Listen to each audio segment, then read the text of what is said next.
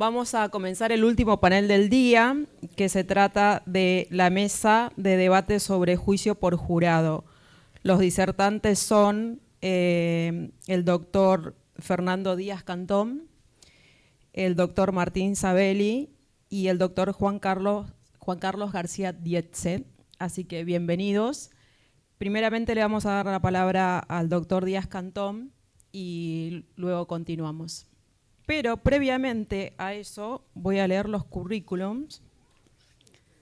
El doctor Díaz Cantón es abogado, especialista en Derecho Penal, socio del estudio Díaz Cantón, Sagro y Asociados, profesor adjunto regular de Derecho Procesal Penal de la Universidad de Buenos Aires, profesor del Máster de Derecho Penal de la Universidad de San Andrés, perito en Derecho ante la Corte Interamericana de Derechos Humanos, ponente general en numerosos congresos nacionales de derecho procesal, autor del libro La motivación de la sentencia penal y otros estudios, entre muchas otras publicaciones, integrante de la comisión redactora del anteproyecto del Código Procesal Penal de la Nación del año 2007, asesor del Ministerio de Justicia de la Nación en su gestión actual en materia de juicio por jurados e implementación de la reforma procesal penal.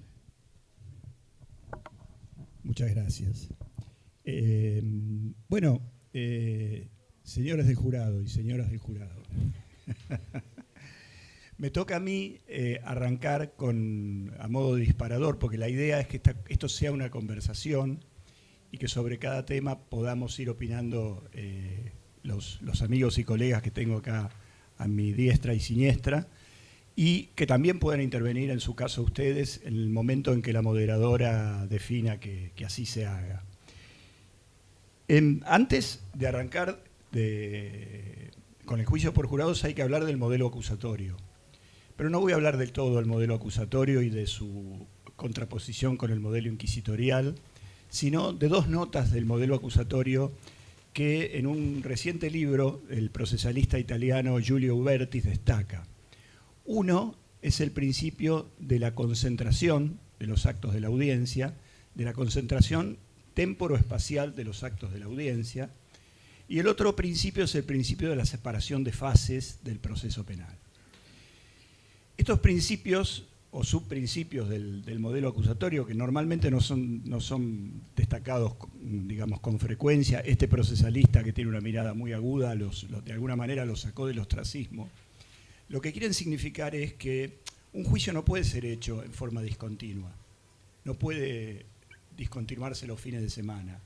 Tiene que hacerse todo desde el punta a punta en forma continua. Cosa que en un tribunal de jueces profesionales es bastante difícil de lograr, porque quienes manejan la agenda son los propios jueces.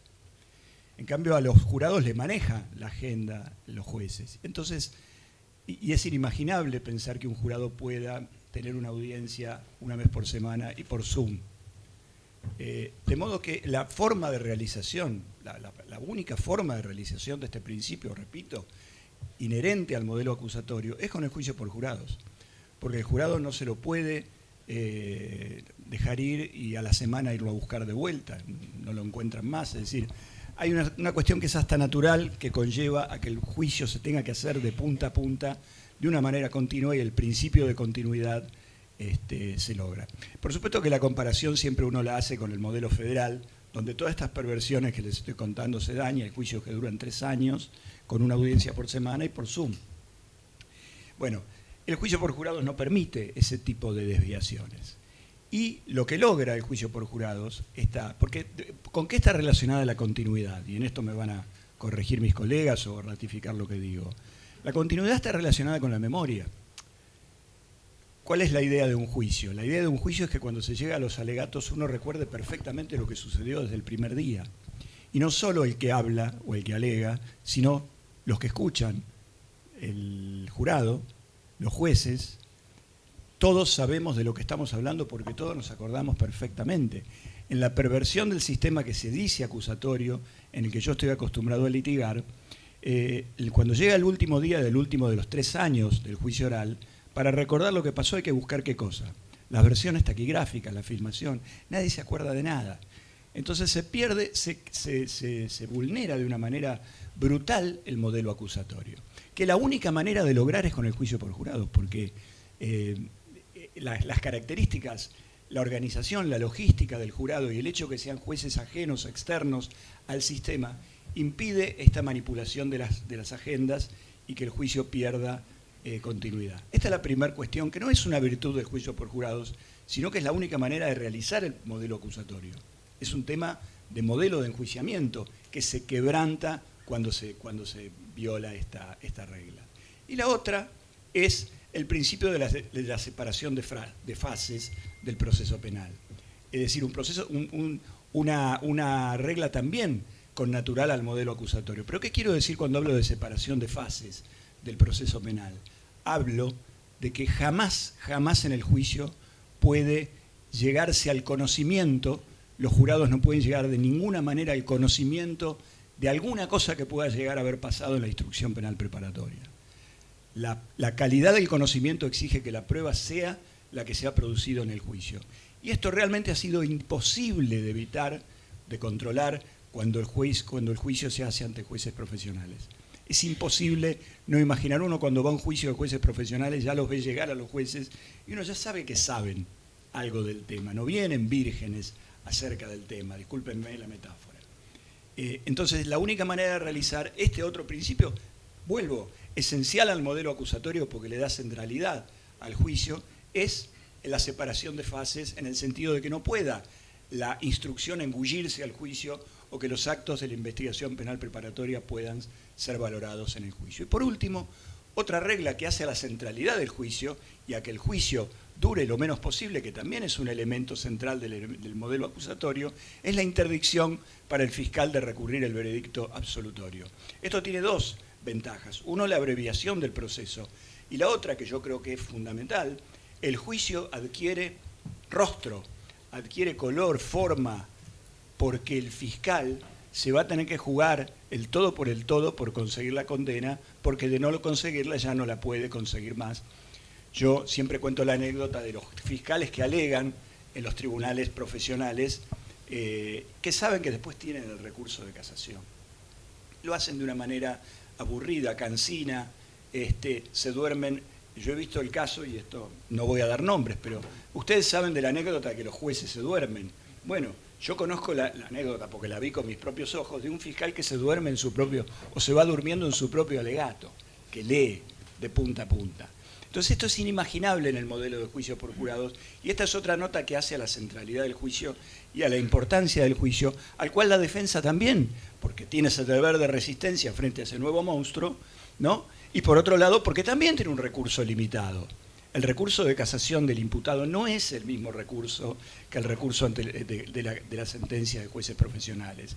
No nos engañemos, es un recurso necesariamente limitado porque no existe la fundamentación de la sentencia y porque hay una regla que impone el respeto a la decisión de la soberanía del pueblo. Entonces son dos factores muy fuertes que hacen que la revisión nunca pueda ser integral, como indica el precedente de la Corte en el caso Casal. Bueno, espero que con estas tres ideas haber hecho de disparador para que el debate sea divertido. Gracias, doctor. Bueno, ahora le vamos a dar la palabra al doctor Martín Antonio Sabelli. El doctor es abogado con amplia experiencia en litigios penales y civiles en los Estados Unidos desde 1993 en cortes federales y estatales. Fue defensor público federal y director de capacitación de la defensa de San Francisco, California. Es egresado de Harvard College, de la London School of Economy y Yale Law School. Presidió la Asociación Nacional de Abogados de Defensa Penal entre 2021 y 2022 y forma parte de la Junta Directiva de la National Criminal Defense College y de la Asociación Argentina de Juicio por Jurados. Fundó en 2012 la Escuela Latinoamericana de Defensores y ha impartido capacitación a profesionales del ámbito judicial en América Latina, Estados Unidos y otras regiones. Doctor, tiene la palabra. Buenas tardes. No solo queremos juicio por jurados en Argentina, queremos juicio por jurados de calidad. De calidad. Y sobre eso voy a hablar ahora unos minutos y después paso la pelota para poder generar una discusión más interesante con ustedes y entre el panel. Gracias, Diego, gracias, Jazmín, que está por ahí. Gracias por la invitación. Es un honor siempre para mí estar con ustedes. Yo soy hijo de argentinos, así que yo vengo con una mirada desde afuera. Soy yanqui, me formé, me crié, me ejercí siempre en el sistema norteamericano. Pero no soy pro sistema norteamericano. Me doy cuenta del racismo y el clasismo del sistema norteamericano. Pero sí soy pro proceso adversarial. Y eso va a ser el punto de partida para lo que yo voy a tratar de transmitir en pocos minutos ahora. Estoy de acuerdo con la mirada de Fernando en todo, creo que todo, casi todo, pero voy a usar otra palabra, no la palabra acusatoria, sino la palabra adversarial. Porque lo que hemos hecho en Argentina es establecer juicios por jurados sin sentar los cimientos necesarios para que sean de la mejor calidad posible y necesaria. Siempre voy a preferir un juicio por jurados a un juicio técnico.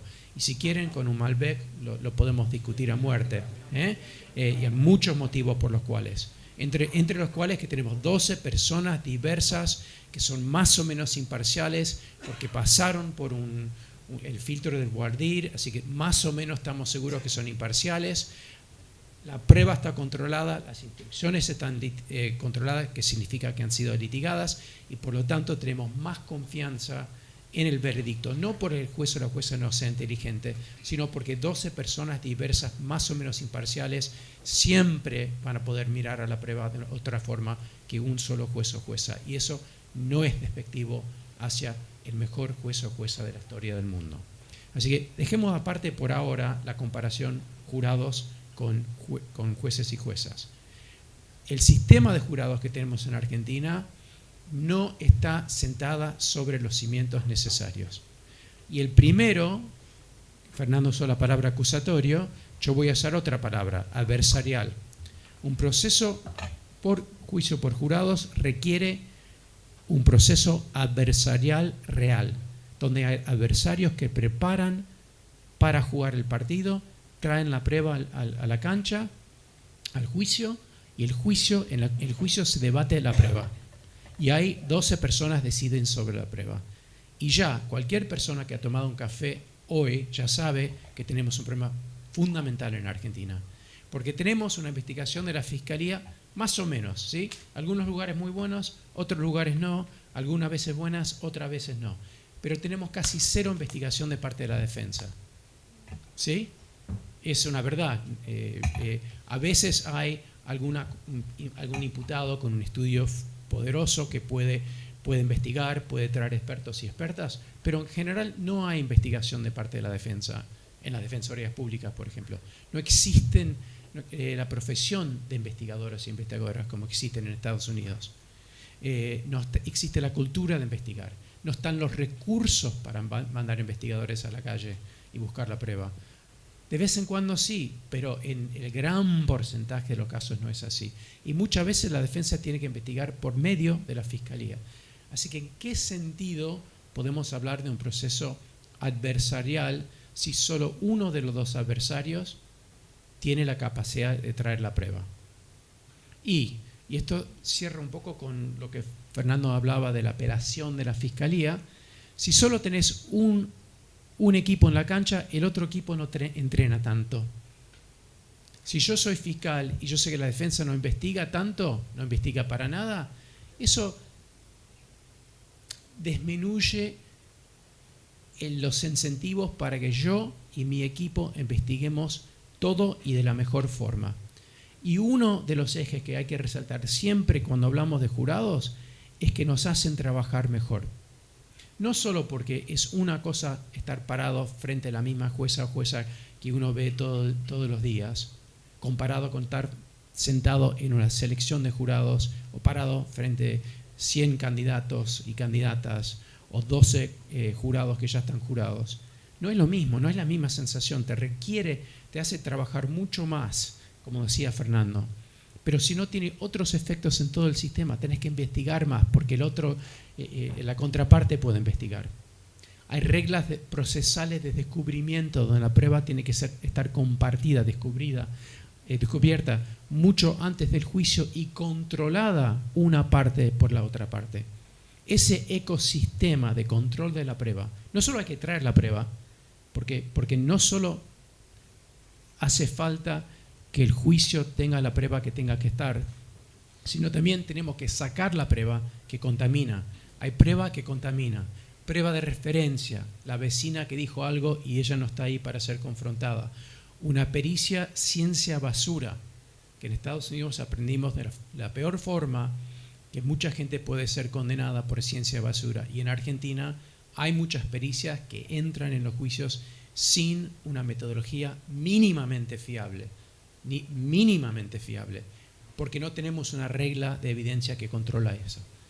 En todo este cambalache, este puchero de cosas que estoy tirando, estoy tratando de transmitir lo siguiente.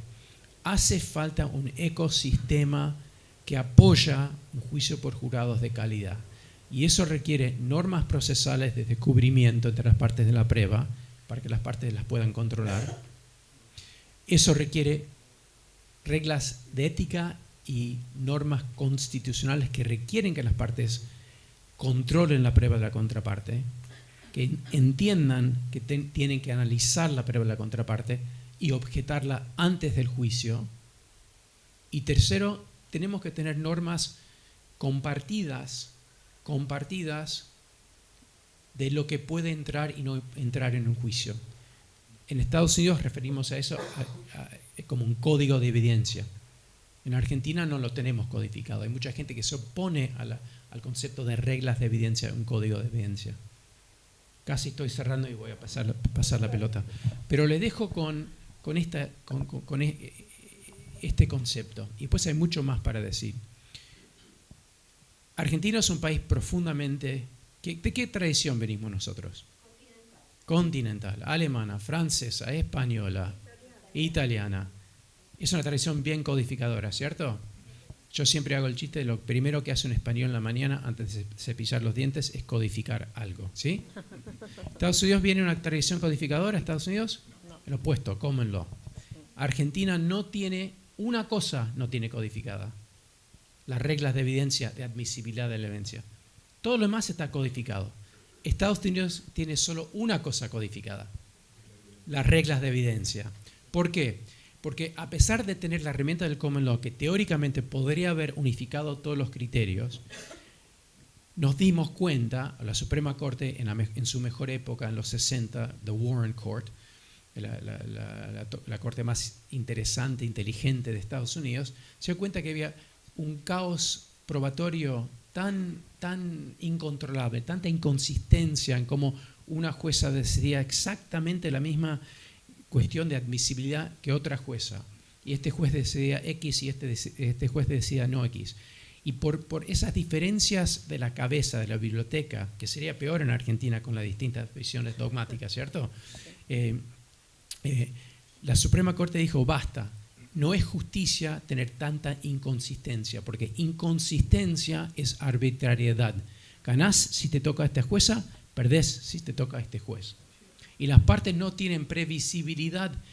La fiscal no sabe si va a poder comprobar un caso o no, porque no sabe lo que es admitido o no, lo que va a ser admitido o no.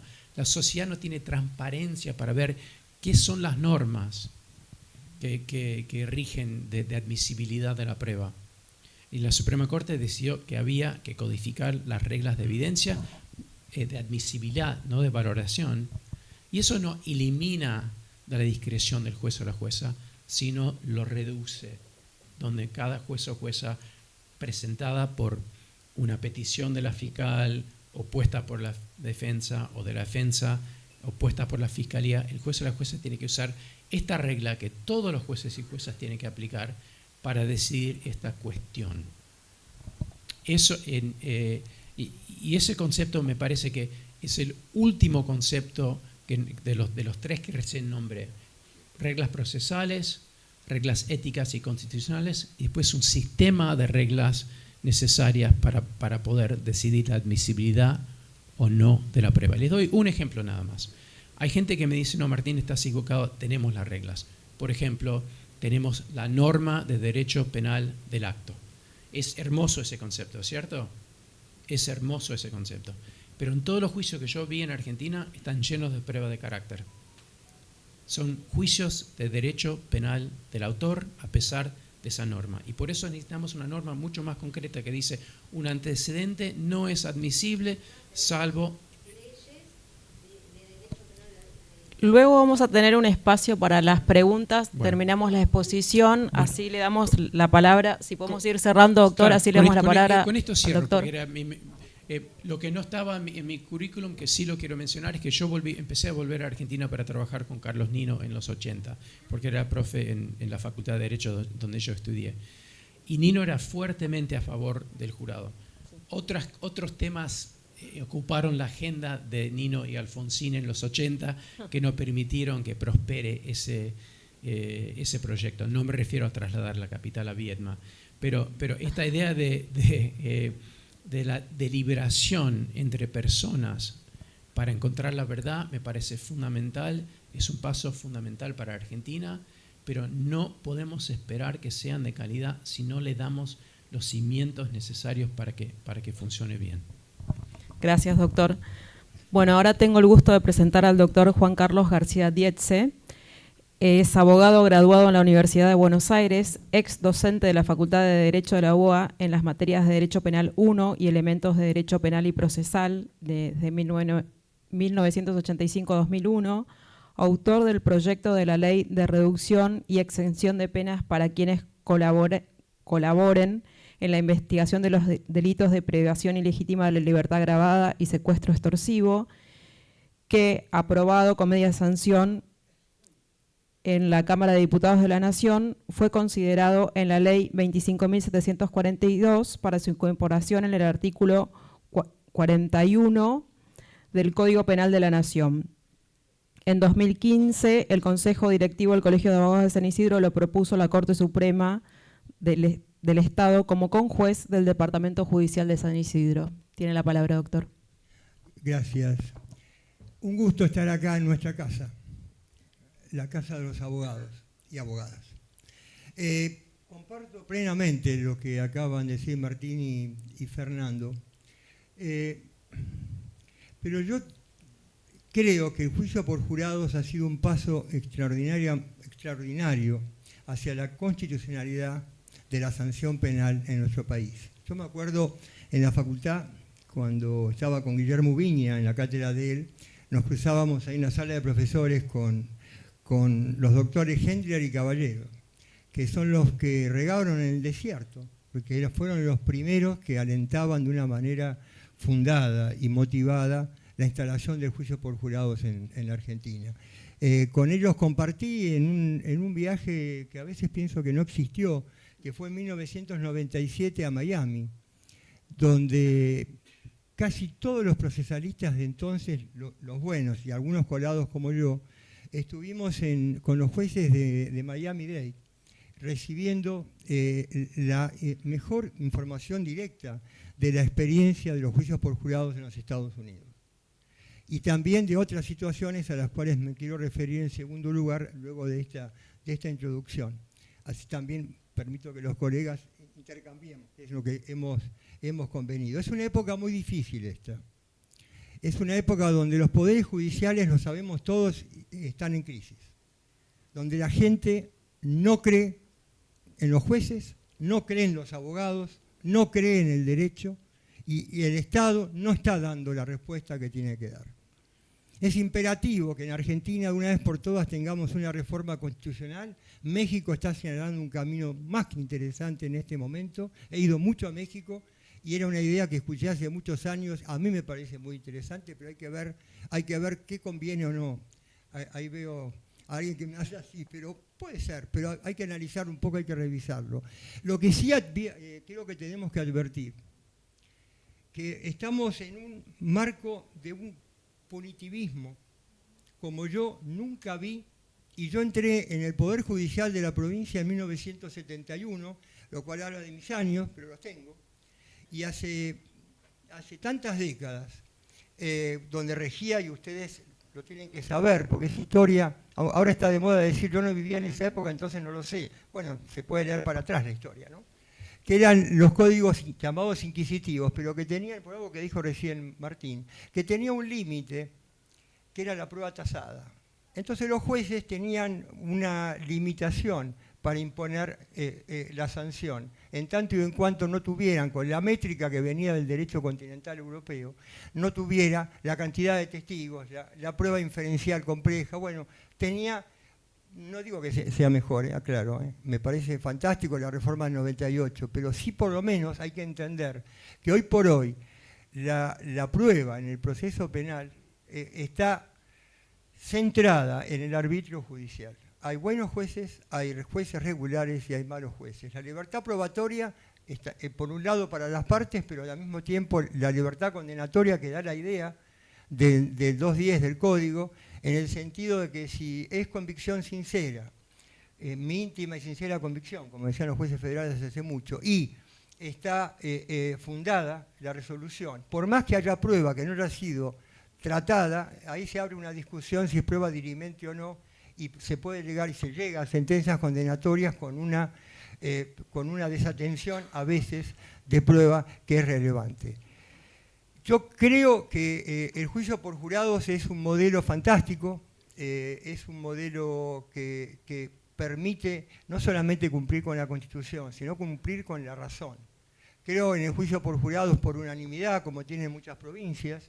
Creo que no puede haber dudas en la condena penal, y si alguien la tiene ya no puede haber una condena, pero eso es un tema de detalle en el marco procedimental que cada provincia viene instalando y creo que forma parte de un aprendizaje.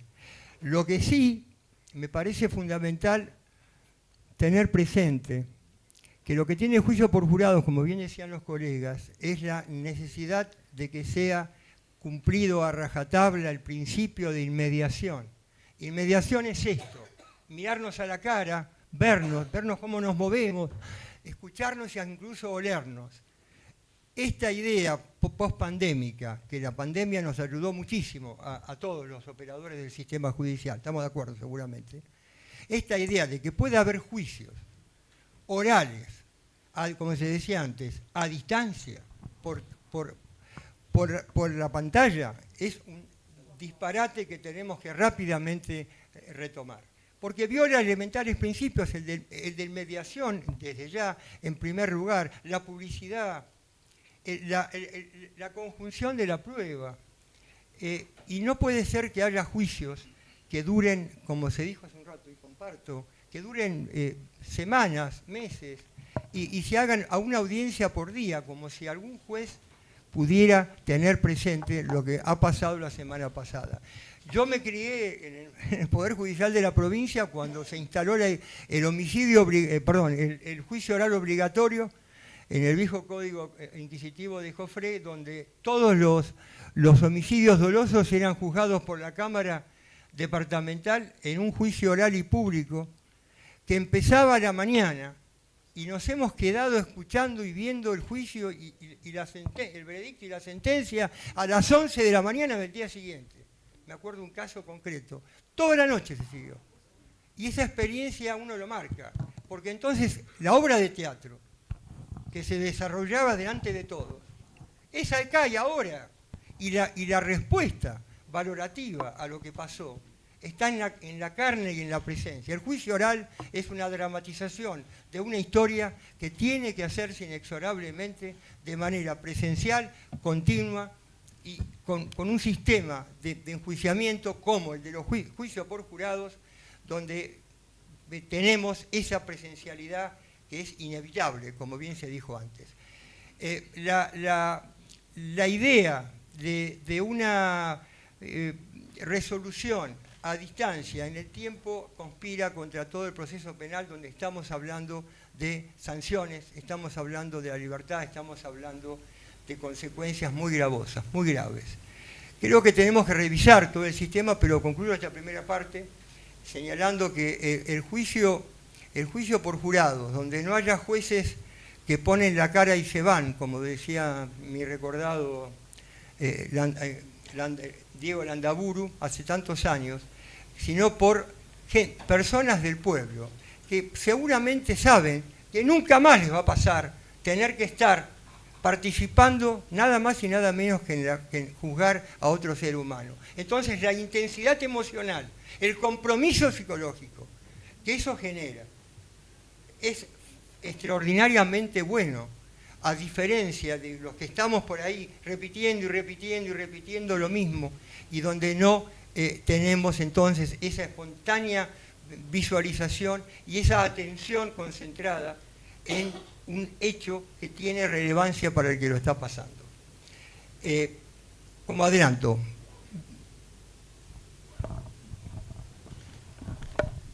se puede quedar con el micrófono, doctor. Entonces, ahora vamos a empezar con el debate entre los expositores, así que le vuelvo a dar la palabra al doctor Díaz Cantón. Fernando, ¿me quieres agregar algo? Yo les quería decir esto, importante, pero lo tengo acá en primer lugar y me olvidé.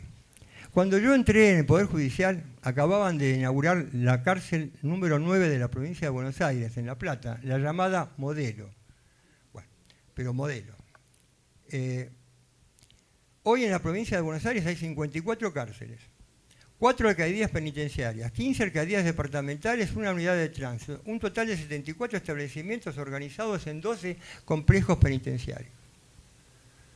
O el aumento de población fue geométrico en relación con la comisión de delitos o la visualización que hoy se tiene de la prisión preventiva, porque el 80% o 70% es prisión preventiva, ¿no? Parecería ser que esto nos obliga a hacer un reenfoque, porque esto tiene que ver con la posibilidad o no, en mi opinión, de que haya juicio por jurados. Ahora sí, gracias, Fernando. Otro tema que es importante también de señalar es el tema de las instrucciones al jurado. No nos olvidemos que tenemos un veredicto inmotivado. Es cierto que hay reaseguros para compensar la ausencia de motivación, como es la unanimidad del veredicto, la deliberación de 12 jueces, un juicio con una preocupación central por la calidad del conocimiento, a lo cual tendría que contribuir un código de evidencia. Hoy el código de evidencia lo está haciendo la casación, muy lentamente con ciertos estándares que va delineando, pero un código de evidencias es mucho más que los escasos fallos y los escasos estándares que ha establecido el Tribunal de Casación. El tema de las instrucciones al jurado es algo, digamos, importantísimo y que creo que en la práctica cotidiana de los tribunales no se le está dando la importancia que merece. La instrucción al jurado, tendría que haber algún manual de instrucciones al jurado, porque yo lo que he visto en la experiencia, digamos, profesional, es instrucciones confusas. No hay cosa peor que a un jurado se le impartan instrucciones confusas. Me ha tocado ver una instrucción sobre el principio del indubio pro reo, que ya de por sí es algo complejo, ¿no? Que significa la certeza superadora de toda duda razonable transmitida a un ciudadano común. Hay que explicarla de una manera, de modo tal que lo pueda entender claramente. A nosotros nos lleva mucho tiempo comprender esa ficción, que es la presunción de inocencia, que es una ficción. En definitiva, años de estudio en la facultad y en la profesión, y por lo tanto hay que explicarlo claramente al jurado. Ahora, si a ese mismo jurado que está juzgando a una persona, que se le explica el principio de la duda y de la certeza, a la vez, supongamos un caso de abuso, se nos instruye acerca de que las políticas de género son fundamentales porque durante años, milenios, la mujer ha sido postergada y hay que creer en su palabra. La instrucción dada de esta manera, con un largo tratado acerca de la cuestión de género, como he visto algunas instrucciones que no son breves, claras, sino un tratado acerca de la cuestión de género, confunde al jurado. Confunde al jurado porque no sabe si tiene que darle preeminencia al principio de la duda o tiene que darle un valor preponderante al testimonio de la víctima, de modo tal de vencer, de que una cosa se torna inconciliable con la otra. Lo que creo que deberíamos acentuar, y esto lo digo, digamos, realmente pensando a futuro, es instrucciones sumamente claras en materia de indubio pro reo y en materia de género también deberían ser sumamente claras. A una persona que atestigua no se le puede descreer por el mero hecho de ser mujer. Por ejemplo, esta es una instrucción objetiva, depurada de todo componente valorativo. Cuando se introducen componentes valorativos en las instrucciones, frente al jurado es una especie de confusión que muchas veces ni siquiera hay un pedido de aclaración, sino que muchas veces los jurados, es cierto que pueden estar entusiasmados porque es la primera vez que van a tener un caso en su vida, pero también pueden estar muy entusiasmados por ir a ver a River o a Boca e irse lo antes posible de ese lugar.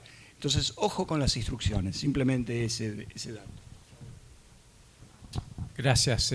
Voy a hacer 3 puntos lo más breves posible porque me parece interesante abrir a las preguntas de ustedes, ¿sí? Enfocado en la inmediación, que lo hemos hablado varias veces. Yo estoy totalmente de acuerdo que un juicio virtual no es un juicio real, por montones de motivos, y eso lo podemos discutir con el segundo Malbec, si quieren. Pero lo más importante de inmediación es que la prueba tiene que ser inmediata, en el sentido de ser confrontable, y eso no existe en Argentina. No tenemos si hay 100 recién graduados de mi facultad de Derecho en Estados Unidos y yo le pregunto, ¿qué es una prueba de referencia? Todos y todas tienen la misma definición. Es una aseveración hecha fuera del tribunal, por lo tanto no sometido a contraexamen, ofrecido por la verdad de esa prueba. No tenemos esa regla en Argentina. Hemos sacado el expediente, pero los juicios en Argentina están llenísimos de prueba de referencia, prueba de oídas oral. El policía que se refiere a lo que dijo la vecina de otra persona, y la vecina nunca viene.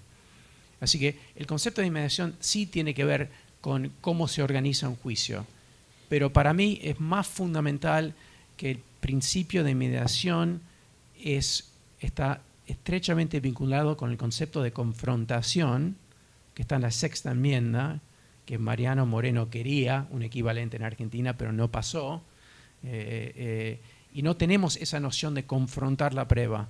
Y muchas veces entra prueba de referencia, no muchas veces, siempre en las pericias psicológicas en los casos de abuso están llenas pero llenísimas, aparte de no tener un mínimo de fiabilidad metodológica.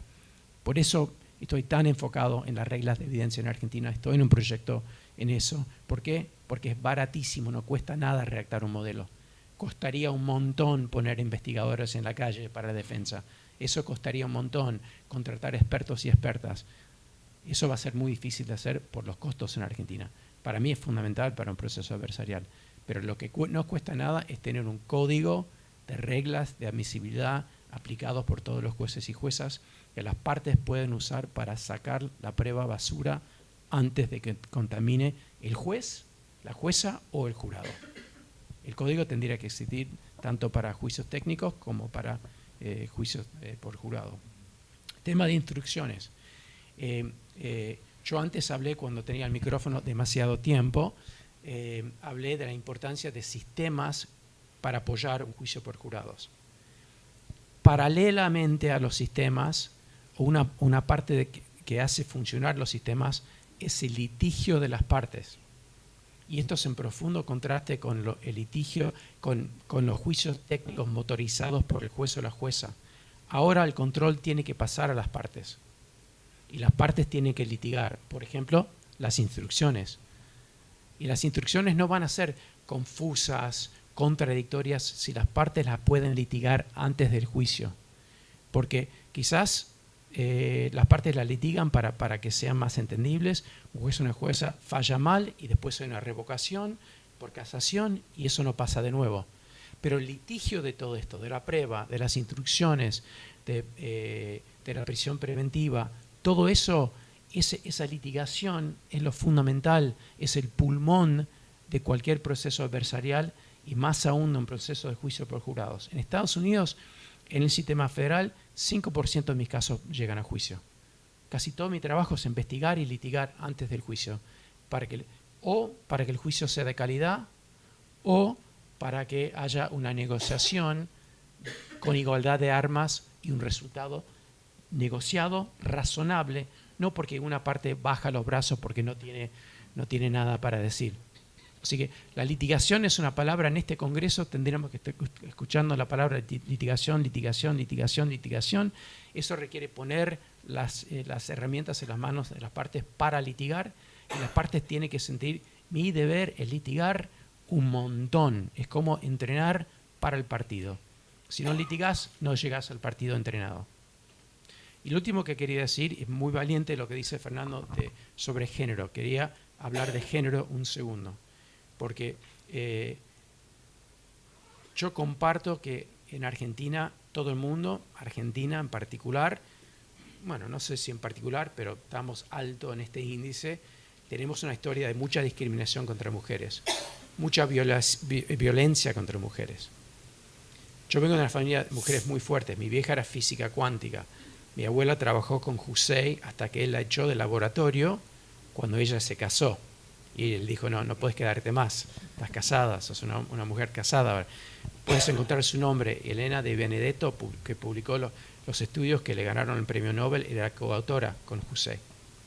Ahora, el tema de género está muy fuertemente de moda en los procesos de Argentina de una forma destructiva, porque socava, como explicó Fernando, la presunción de inocencia. Tenemos esta idea de que los tratados internacionales requieren que hay que creer la presunta víctima de entrada. Yo creo que es un error, y voy a hablar de 2 errores acá, porque me parecen fundamentales para que los juicios sean, el juicio por jurados y el proceso adversarial funcione bien. Primero, los tratados requieren una buena investigación, requieren que se cree la víctima, que se tome como víctima una persona denunciante en la etapa de investigación. No pueden cerrar las puertas más a una mujer que viene y dice, esto me pasó, este hombre poderoso me hizo esto. Y antes se hacía eso, no se investigaba, se cerraba la puerta, no creían a la denunciante. Y la parte de investigación, sin duda, ahí la fiscalía, la policía, la agencia que está investigando, tiene un deber internacional y un deber humano y moral de creer e investigar. Pero eso no requiere que haya, eso no significa que haya un deber de condenar a una persona una vez que una persona es acusada. Tampoco implica que es requerido procesar a una persona, porque puede haber casos donde hay una denuncia que no puede ser sostenida por prueba más allá de toda duda razonable. Así que tenemos que encarar de una forma muy valiente ahora este tema, porque está teniendo consecuencias importantes en los juicios por jurados, porque está esta ola de que nadie se puede oponer a esto ha resultado en la admisibilidad de prueba que nunca tendría que estar en un juicio. Y eso va a tener consecuencias en otros tipos de juicios. Y tenemos que mantener los estándares. Y cierro con esto. Las instrucciones de género. Hay instrucciones de género que son buenas y razonables. Por ejemplo, una instrucción que dice a los jurados tienen que cuestionar sus propios prejuicios y sus propios sesgos. Cuestionen también los prejuicios o sesgos de los testigos o de las testigos o de las partes.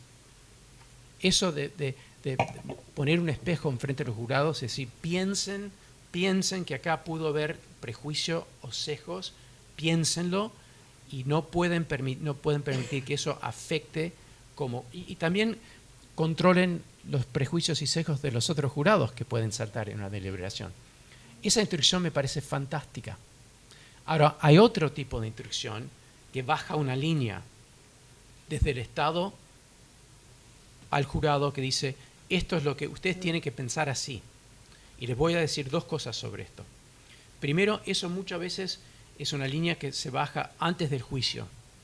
¿Y qué pasa cuando pasa eso? El machirulo que está en la selección de jurados se cierra la boca, nunca abre la boca. Y por lo tanto pasa, o podría pasar al jurado, porque él sabe que no tiene que hablar. Así que la instrucción, este ambiente, muchas veces expresado en una instrucción antes, en Córdoba tienen todo un manual que le leen a los jurados, a los candidatos antes y las candidatas antes.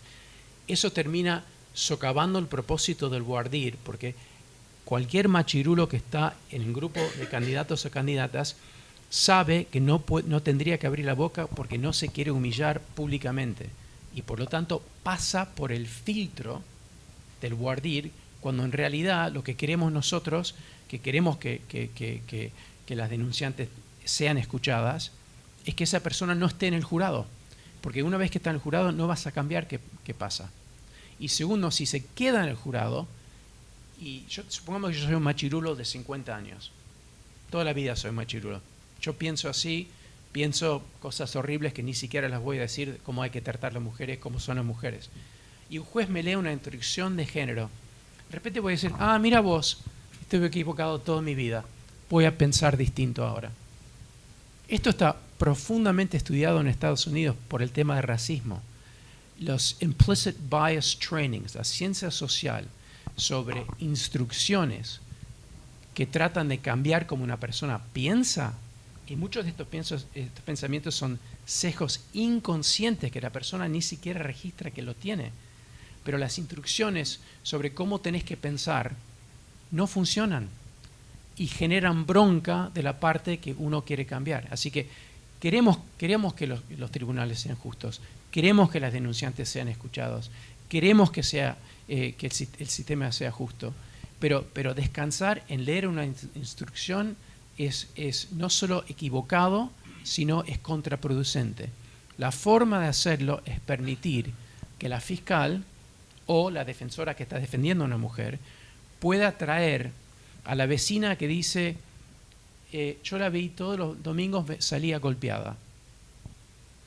Y la hermana que dice, una vez que se casó con este tipo, nunca más vino a compartir con la familia. Poco a poco nos dejó de ver. Y el empleador que dice, él venía y buscaba el sueldo de ella. Y después una experta de ciclo de abuso que dice, estas 3 cosas son los índices de un ciclo de abuso. Probarlo con la prueba durante el juicio persuade. Leer una instrucción no persuade a nadie. Y está tan de moda en Argentina las instrucciones ahora de género que no estamos viendo que no van a ayudar y en realidad son contraproducentes. Así que eso me preocupa muchísimo a mí como una persona feminista. Gracias, doctor. Creo que el doctor Saveri mencionó un gran disparador, que es la selección de los jurados. Gracias, doctor. Así que en ese sentido me gustaría que los 2 expositores nos dieran su opinión o nos contaran sus experiencias de cómo se seleccionan a las 12 personas que van a juzgar a la persona que está ahí acusada de algún delito.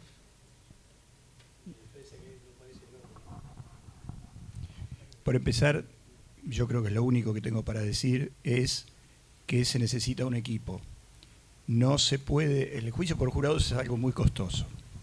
Se necesita un equipo y en este momento, el momento de la selección, es para la intervención de expertos en selección de jurados. Nosotros creemos que somos expertos en todo, ¿no? Expertos en casi todo. Sin embargo, hay áreas donde tenemos que adiestrarnos y es todo un saber que incluye aspectos que tienen que ver con lo psicológico, que tienen que ver con aprender a detectar sesgos. Las audiencias de selección se tienen que hacer con el acompañamiento de un experto en ciencias de la mente, en psicólogos. Y además, el equipo, ¿qué significa? Que mientras uno está preguntando a los candidatos, ¿no?, para saber si tienen algún sesgo favorable o desfavorable a la persona imputada o a la víctima, no puede estar analizando a esa persona. Tiene que haber otra persona experta que mientras este intercambio se da, que a veces no es en el ambiente más ideal, porque preguntarle a 40 personas, 48 personas, todas juntas, a veces los tribunales permiten la entrevista 1 a 1 en soledad y a veces no, hay que hacer la pregunta a un candidato jurado con los otros presentes. Es una tarea bastante ardua y bastante dificultosa a veces. Y realmente el que interroga no puede estar prestando una atención plena y analizando al jurado. Entonces tiene que haber otra persona que haga esa tarea, cosa que después de haber hecho este escrutinio puedan reunirse, conversar y decir, mira, este jurado me parece que es conveniente, este jurado me parece que no, y a partir de allí elegir a qué jurado se va a recusar sin causa y a cuáles con causa, ¿no? Lo cual la recusación sin causa está bastante limitada en el número, ¿sí? 4 por cada parte, y si hay más partes, 1 o 2 candidatos más y la otra parte para compensar se puede subir en proporción la misma cantidad. En un elenco de 48 personas realmente 4 recusaciones por cada parte parece poco, y la recusación con causa no es algo tan sencillo. No es que yo digo, bueno, a mí me parece, esto lo tiene que aceptar el juez o rechazar el juez, y frente al rechazo del juez quedará la protesta de casación por no haberse observado las normas que tienen que ver con la selección del jurado y haberse aceptado un jurado objetado por alguna de las partes. No es la panacea la selección del jurado desde mi punto de vista, a menos que yo no la haya aprendido a hacer como corresponde realmente, porque realmente es del lote del elenco de jurados, no es que uno selecciona el jurado. A lo sumo lo que puede hacer es objetar y lograr desplazar a aquellos miembros del jurado que a uno le parece que pueden llegar a tener un sesgo o una tendenciosidad perjudicial para el caso. Doctor. El Estado. Un segundo. Escuchamos la palabra del doctor García. La llamada oficina judicial es un proceso administrativo estatal a partir de los padrones, ¿no? Porque en Argentina hay padrones, en Estados Unidos entiendo que no, y tienen otros mecanismos, ¿verdad, Martín? No, yo estaba pensando recién lo que decía Fernando y lo que decía Martín. Una de las momentos primordiales, creo que Martín vos lo decís en un libro que acabo de comprar hace poco, muy interesante, sobre juicio por jurados, y vos destacás que el momento culminante es el voir dire, ¿no? ¿Lo dije bien o hay que decirlo en...? Sí, muy bien. Bueno, en españolizado, que es el momento de la selección de los jurados. Pero pensemos algo. Toda la vida, a nosotros los abogados y abogadas, nos toca el juez que nos toca. Uno no está eligiendo jueces por la vida. En civil recusan sin causa, en penal no. Entonces, que el hecho que podamos, el penalmente perseguido y su defensa, por ejemplo, puedan participar en la selección de los jueces, es un avance extraordinario. Porque hasta ahora nos decían que había sido desinsaculaado el Tribunal Oral 4. ¿Alguno de ustedes alguna vez presenció una desinsaculación? No le damos ninguna atención a esto. O tocó la sala segunda o la sala quinta de la Cámara. ¿Por qué tocó? Acuérdense que en Comodoro Pi hubo un problemita una vez con el tema de la selección. ¿Se acuerdan, no? Entonces, el hecho que podamos participar, aprendiendo con las limitaciones que marcaba Fernando, pero que podamos participar en la selección de quienes van a juzgar, ya es un avance extraordinario. Ya es un avance extraordinario. Ahora, me llevó a otra reflexión lo que acaban de decir los colegas. Yo hace muchos años, cuando todavía no hacía falta tener el acuerdo del Senado, la Cámara Federal me nombró, tuvo el tupe de nombrarme con juez federal y tuve decenas de juicios en la jurisdicción federal de la Cámara Federal de San Martín como juez, como conjuez, ¿no? Pero integraba tribunales. Y el día anterior al comienzo de un debate, la secretaria del tribunal, muy amablemente con un agente de policía, la Policía Federal, llegaba a mi estudio y me traía un paquete donde estaba la síntesis de lo que se había hecho en la etapa instructoria, hasta la elevación a juicio. Entonces yo iba inexorablemente con el paquete cerrado. Y cuando ella me miraba, doctor, no tuvo tiempo, bueno, demoramos un poco, ábralo. Yo no quiero abrir nada, porque no tengo nada que leer. Yo vengo a escuchar y a ver. De ninguna manera a leer. Y yo llegaba, y son amigos míos y lo siguen siendo, pero los colegas, en ese momento, colegas míos profesionales, estaban por ahí charlando con el fiscal, analizando cuál iba a ser más o menos el resultado de la causa. Y no tan más o menos, porque ya lo habían leído todo. Entonces, lo que no se entendió con la reforma del 98 y la del 92 y demás, es que la etapa de instrucción, que la etapa preparatoria es preparatoria, no es una realización de toda la prueba en la etapa de control unidireccional del director del proceso, que es el Ministerio Público. Deberían bastar 2 o 3 elementos para hacer el juicio de probabilidad o desestimar la denuncia, pero de ninguna manera llevar adelante un juicio por escrito. Esa es una. Y la otra es qué herramientas tenemos hoy, vigentes en el Código de la Provincia. El artículo 366 es el que drásticamente dice ninguna prueba obtenida en la etapa anterior podrá ser fundamento para la condena de nadie.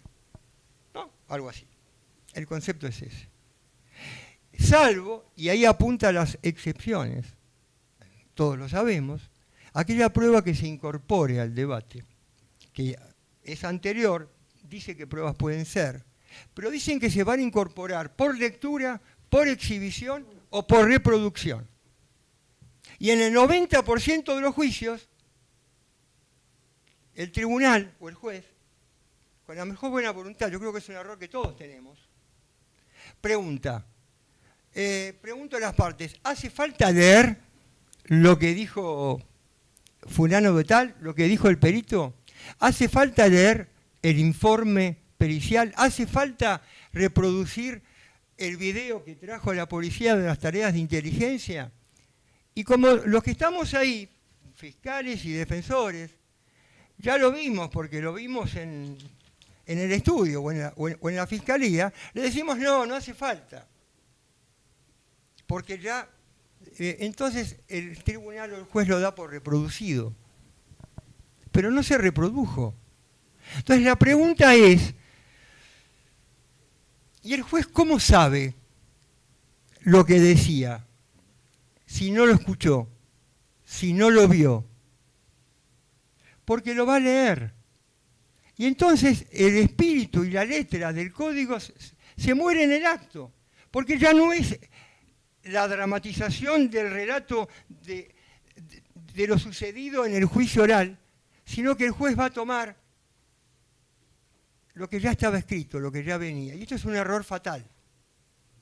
Por eso, en juicio por jurados, como no van a tener ni el llamado de indagatoria, ni nada, ni el auto de procesamiento en nación, ni nada por escrito, ni el requerimiento de elevación a juicio, la respuesta del defensor y en la etapa de control y la elevación a juicio, sino que lo que van a tener es sus sentidos despiertos, atentos a lo que van a oír, que es lo que dice cada juez, muy bien, cada presidente de tribunal, estén atentos, le dice al imputado, esté atento a lo que va a pasar, y al jurado, estén atentos a lo que va a suceder, escuchen, porque esa es para mí la vivencia carnal que tiene el juicio oral, que es esa interrelación entre quien tiene que juzgar las partes con sus representantes legales que explican, dan ideas, que preguntan y repreguntan, para ir haciéndose uno el modelo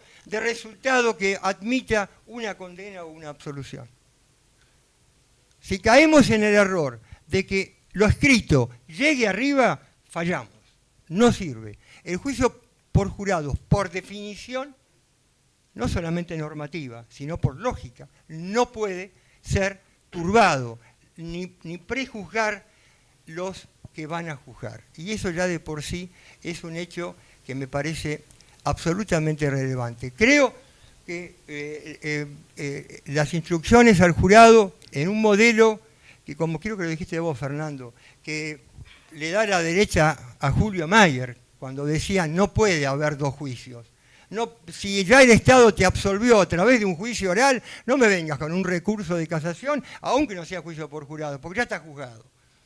Y esas situaciones absurdas donde un tribunal superior que no estuvo en el juicio condena, no reenvía, condena a partir de una valoración de prueba recibida por escrito o por imagen. Y esto es una distorsión que tenemos que superar definitivamente y que el modelo de juicio oral lo permite. Pero yo quiero... ¿Tengo un minuto más? Por supuesto. Yo dije que iba a hablar poco, pero nunca cumplo. Hay un libro que yo atesoro, que es precisamente de Julio Meyer y de Alberto Bovino, que lo publicó Alberto con su editorial del Puerto, que es el procedimiento abreviado. El tema del plea bargaining en Estados Unidos. Recomiendo enfáticamente su lectura porque es luminoso. Especialmente el artículo de John Langbein hablando del plea bargaining en Estados Unidos. Yo cuando estuve ese año en el 97, me tomo 2 minutos. Tuve la oportunidad, tuvimos los que fuimos de Argentina a ese encuentro, a esas jornadas de juicio por jurados en Estados Unidos, en en Miami, tuvimos la oportunidad terrible, inolvidable, convulsionante, de presenciar 2 o 3 audiencias de pre-bargaining, juicio abreviado, pre-bargaining, en Estados Unidos, donde el pre-agreement se pusieron de acuerdo fiscal y defensor, pero les cuento una que no me olvido nadie de los que estuvimos ahí, nos vamos a olvidar. Miguel Ángel Almeida, el gran jurista, ex juez de la Cámara del Crimen de la capital, la llamó la justicia norteamericana la justicia formularia. Formularia. Nosotros vimos firmar el formulario de condena. Porque entró el imputado de naranja, encadenado en manos, pies, con la cadena hasta abajo. Son medidas de seguridad. Pero más allá de eso, la situación es que se puso, lo llamó el juez que se ponga delante de él y le dijo, el juez se llamaba Piñeiro, me acuerdo como si fuera hoy, hace unos años ya. Le dijo, mire señor, la Constitución de los Estados Unidos y las enmiendas le garantizan a usted que tiene derecho a un proceso, tiene derecho a ser juzgado por un jurado imparcial, que su defensa va a poder participar en la selección del mismo, y le tiró todo el abanico de garantías. Pero era un bigote, le dijo, se irguió sobre sí mismo el juez, y estaba parado ahí el imputado. Le levantó el dedo, se lo puso acá en la cara y le dijo, eso sí, señor, si usted elige ir a juicio, váyase olvidando de los 10 años que le está ofreciendo el fiscal y vaya pensando cuando menos en 30.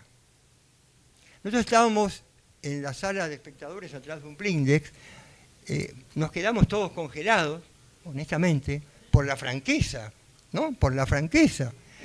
Y al lado nuestro había una chica que de golpe se para, que no era de la delegación argentina, se para y empezó a golpear el vidrio y le decía, era la mujer del imputado, y le decía, say yes, say yes. Y este hombre que estaba ahí, dubitativo, la vio, lo miró al juez y dijo, yes. Y entonces firmaron en el formulario 10 años y a la bolsa. Según Langren, según el libro, esta obra, y según la propia estadística que nos suministraron en el año 97, que yo la pude corroborar con el 2017 cuando tuve la suerte de entrevistar a un juez de San Francisco y a un abogado norteamericano, que decían, confirmaban lo que les voy a decir ahora. Alrededor del 90% de las condenas penales en los Estados Unidos son producto del pre-bargaining, es decir, del no juicio.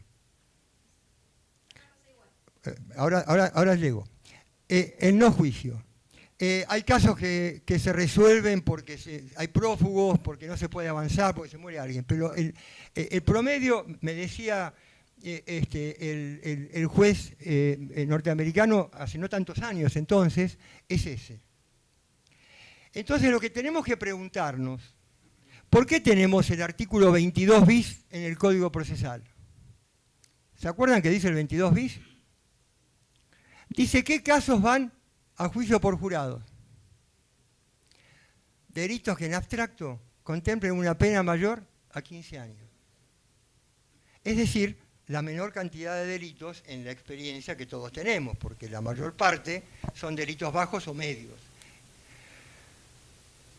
¿Y por qué se ha elegido este modelo que creo que lo tiene en Neuquén? En Santa Fe creo que incluso dice qué delitos, acá hay que buscar los delitos que tengan pena mayor de 15 años en abstracto, porque no se puede hacer, evidentemente, y eso es lo que dicen en Estados Unidos, no se puede hacer, hay un fallo de la Corte del año 71, donde, que hasta hace un momento me acordaba cuál era el fallo, que el juez decía, el juez de la Corte que votaba, hay que alentar el pre-bargaining, porque no se puede, no puede la estructura estatal de los Estados Unidos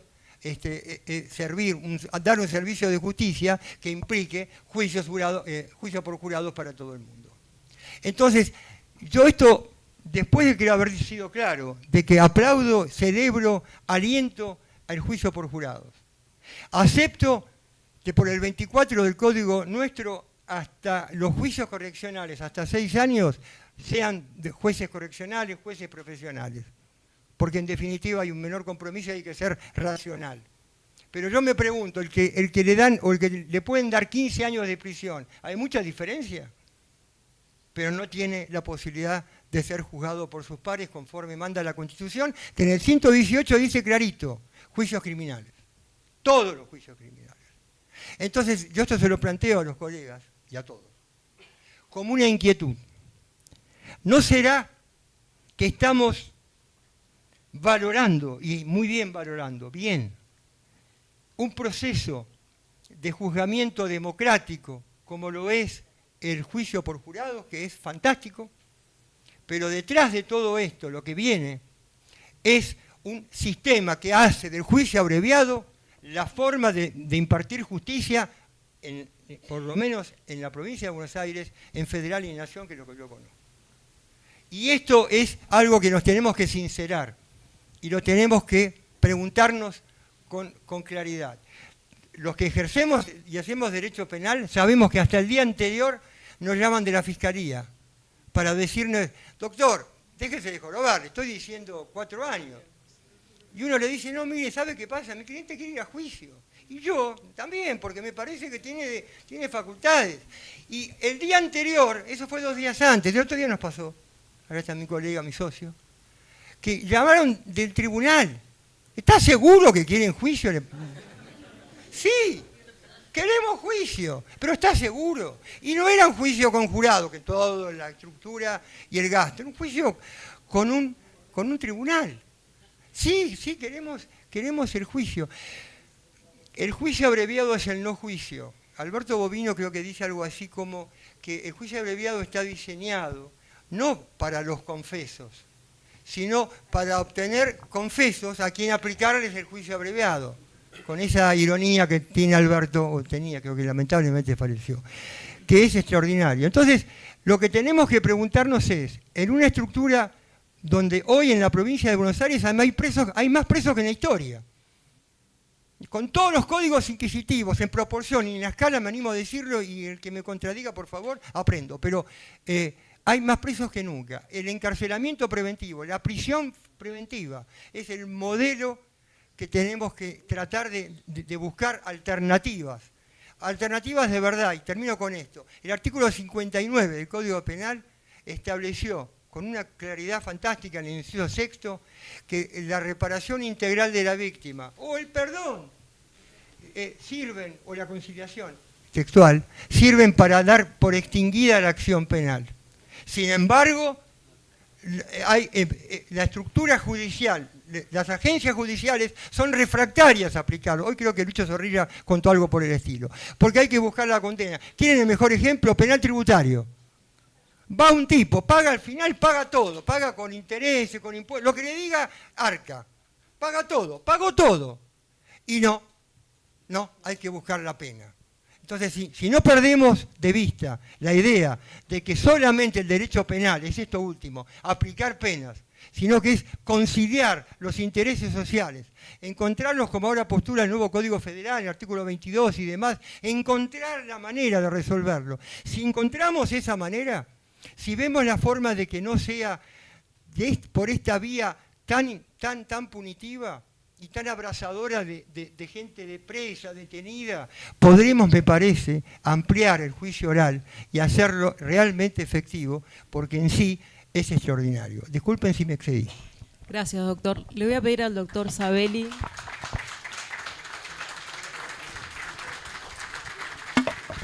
si nos quiere contar cómo es la selección de los jurados en Estados Unidos brevemente, así tenemos la oportunidad de abrir el espacio de preguntas. Bueno, yo creo que hay 2 temas sobre la mesa.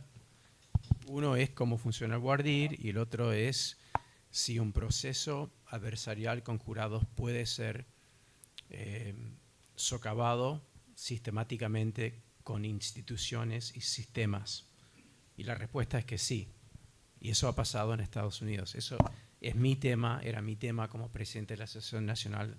Escribo mucho sobre eso en Estados Unidos. De hecho, por eso, cuando me presenté hoy, hablé de que el sistema norteamericano es clasista y racista. Y lo que ha pasado en Estados Unidos, que tiene algunos paralelismos en Argentina, es que hay un abuso sistemático de la prisión preventiva y una persona en prisión preventiva está aislada de su defensor o defensora, de su familia, de su comunidad, de su trabajo, y bajan los brazos casi enseguida. Eso contribuye profundamente al número de personas que se dan culpables. Segundo, en Estados Unidos tenemos un sistema profundamente racista que incluye lo que llamamos overpolicing, una política penal de perseguir a gente de color, africanos, americanos y latinos, y también gente pobre de una forma mucho más frecuente que otras personas.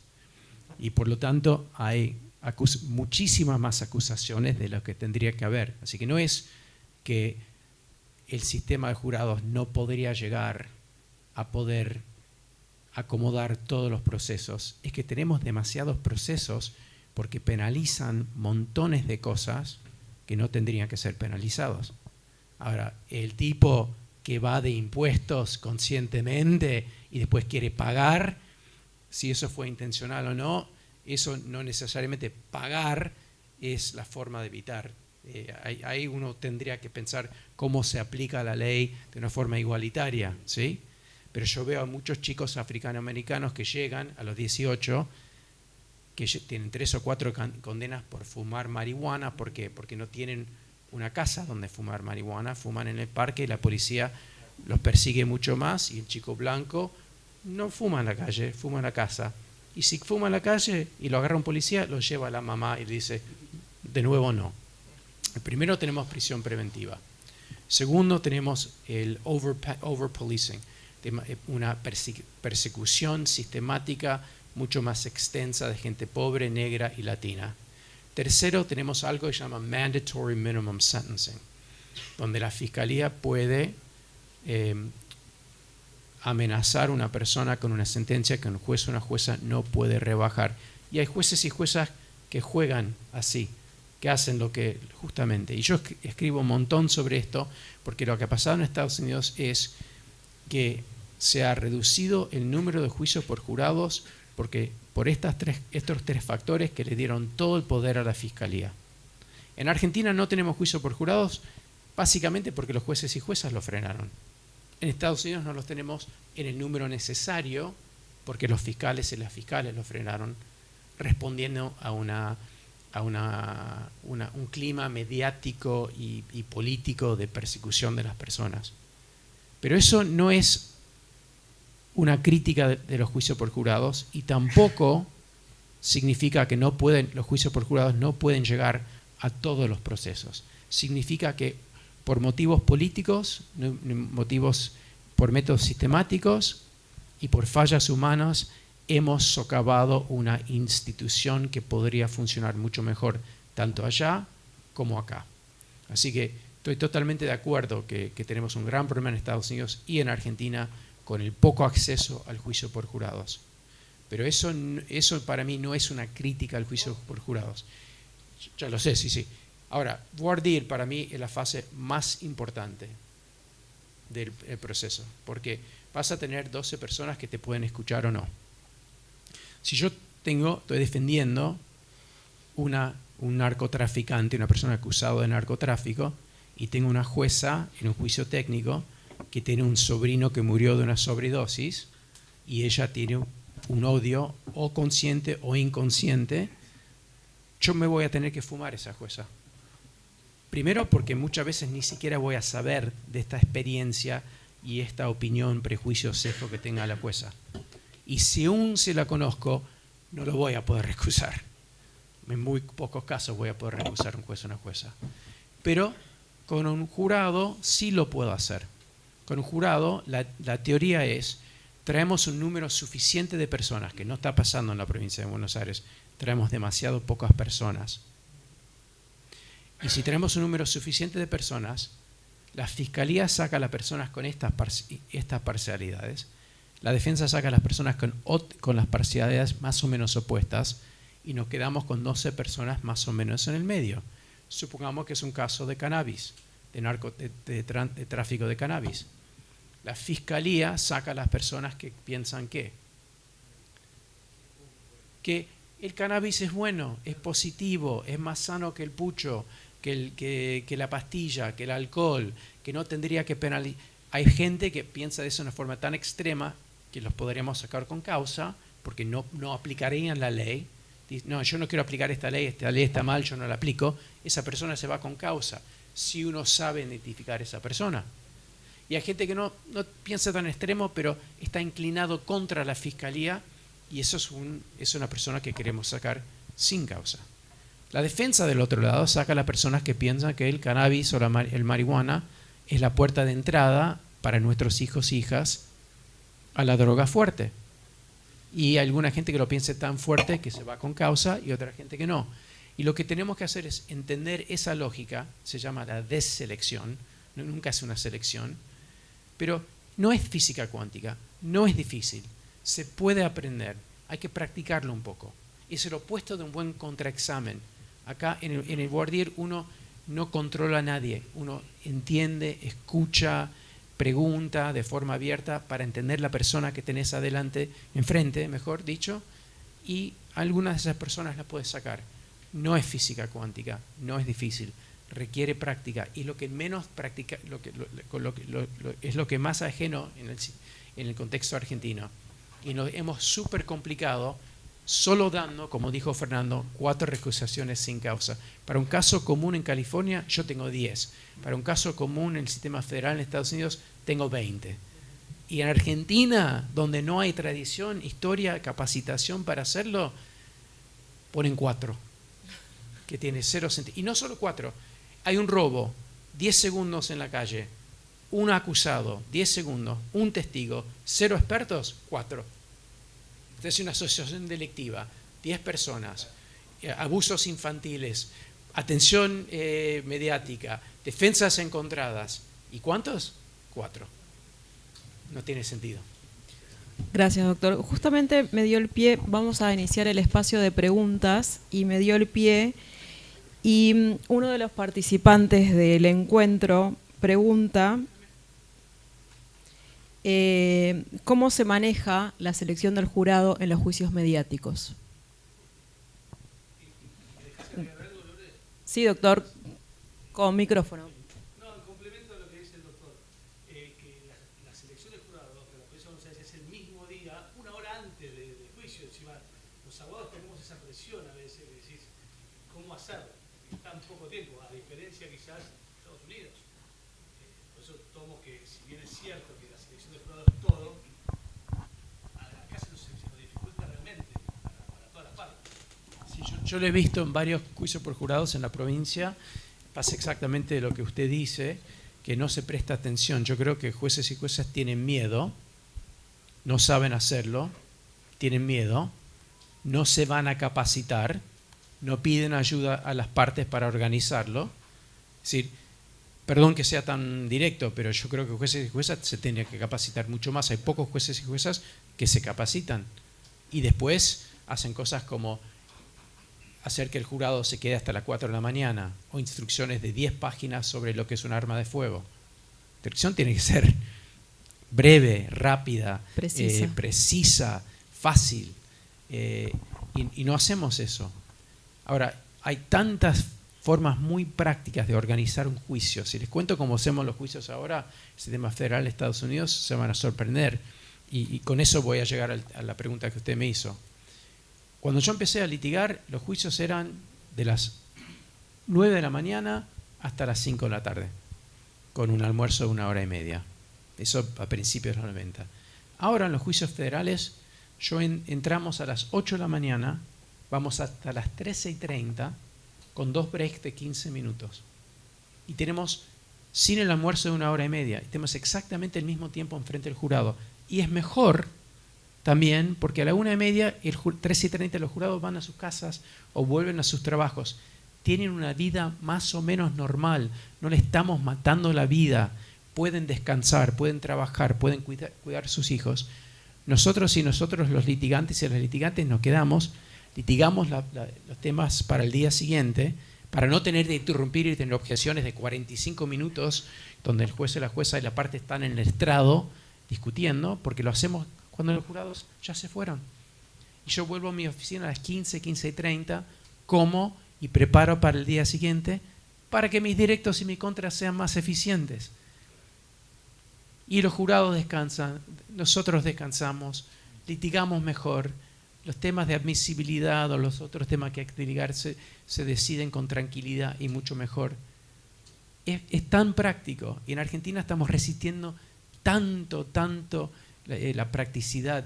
No preguntamos, no buscamos, no preguntamos a las partes que tienen. Eso me parece. Argentina es un país creativo, inteligente, brillante. Por eso yo volví a Argentina volví no, porque yo viví toda mi vida allá. Yo prefiero estar acá. Me gusta mucho más la forma de ser de Argentina que de Estados Unidos. Pero en esto no somos prácticos y estamos socavando la justicia cuando podemos. Hay formas sencillas. Y esto es lo que dice el doctor en relación al voir dire. ¿Cuántos necesitamos? Tendría que preguntar el juez a la fiscal y la defensora. En este caso eso sería 80. Bueno, vamos a organizarnos para eso. ¿Por qué 80? Porque hay 3 acusados, tienen defensas encontradas y hay testigos, hay acusaciones sensibles. La jueza, el sistema no sabe cuántos candidatos son necesarios para este caso. La jueza tampoco lo sabe. ¿Quién sabe? Las partes. Pregunten a las partes, hablen esto, litíguenlo si es necesario.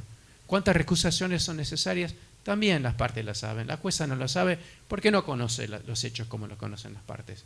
¿Necesitamos un cuestionario o no? ¿Quién lo sabe? Las partes. Quizás las partes no están de acuerdo con todo lo que tiene que estar en el cuestionario. Lo pueden litigar. Es un caso mediático. Ahora estoy llegando a la pregunta. Bien.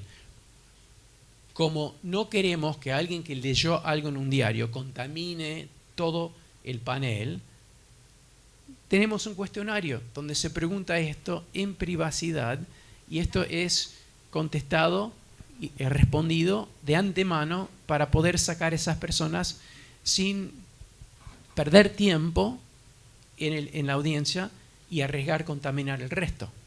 Así que el número de personas, de candidatos y candidatas, el contenido de un cuestionario, que siempre me parece útil, las preguntas que hay que hacer o no hacer, el número de recusaciones sin causa, todo esto hay que charlarlo, no decir está escrito en un código por legisladores y tiene que ser así. Bueno, reformulo la pregunta para hacérsela correctamente y la pregunta es, ¿cómo debería ser la instrucción al jurado en casos mediáticos? ¿La instrucción sobre qué? Claro. Creo, no sé quién formuló la pregunta, si está y se quiere explayar. No, bueno, aparentemente. Desde el segundo que entramos a la selección de jurados, el juez o la jueza comunica a los candidatos y las candidatas que ahora no pueden googlear nada. No se les manda una noticia, un informe con la carátula para que vayan a googlear. Vienen, el juez o la jueza explica, este es un caso de homicidio, este es un caso de violación, the people of the state of California, la provincia de Buenos Aires acusa a Martín Sabelli de X, Martín Sabelli alega que no es culpable, o Martín Sabelli alega legítima defensa, lo que sea. Eso lo explica el juez o la jueza, después le dicen, desde ahora no pueden googlear nada, a nadie, ni las partes, ni el caso, y en los casos mediáticos el juez o la jueza repite esa instrucción constantemente, pero lo más importante es filtrar esas personas de antemano, las personas que ya están contaminadas. Tendría que hacerse en privado, porque si se hace... Sí, sí. El cuestionario primero ya identificás a esas personas y si hay personas que están expuestas, quizás las sacás inmediatamente. Yo leí 10 artículos sobre esto y nosotros sabemos que los artículos hablaban de prueba que nos iba a presentar o prueba incorrecta. Bueno, entonces, ¿por qué hablar con esas personas? Sacalas. Y por eso necesitamos más de 48 personas en casos mediáticos.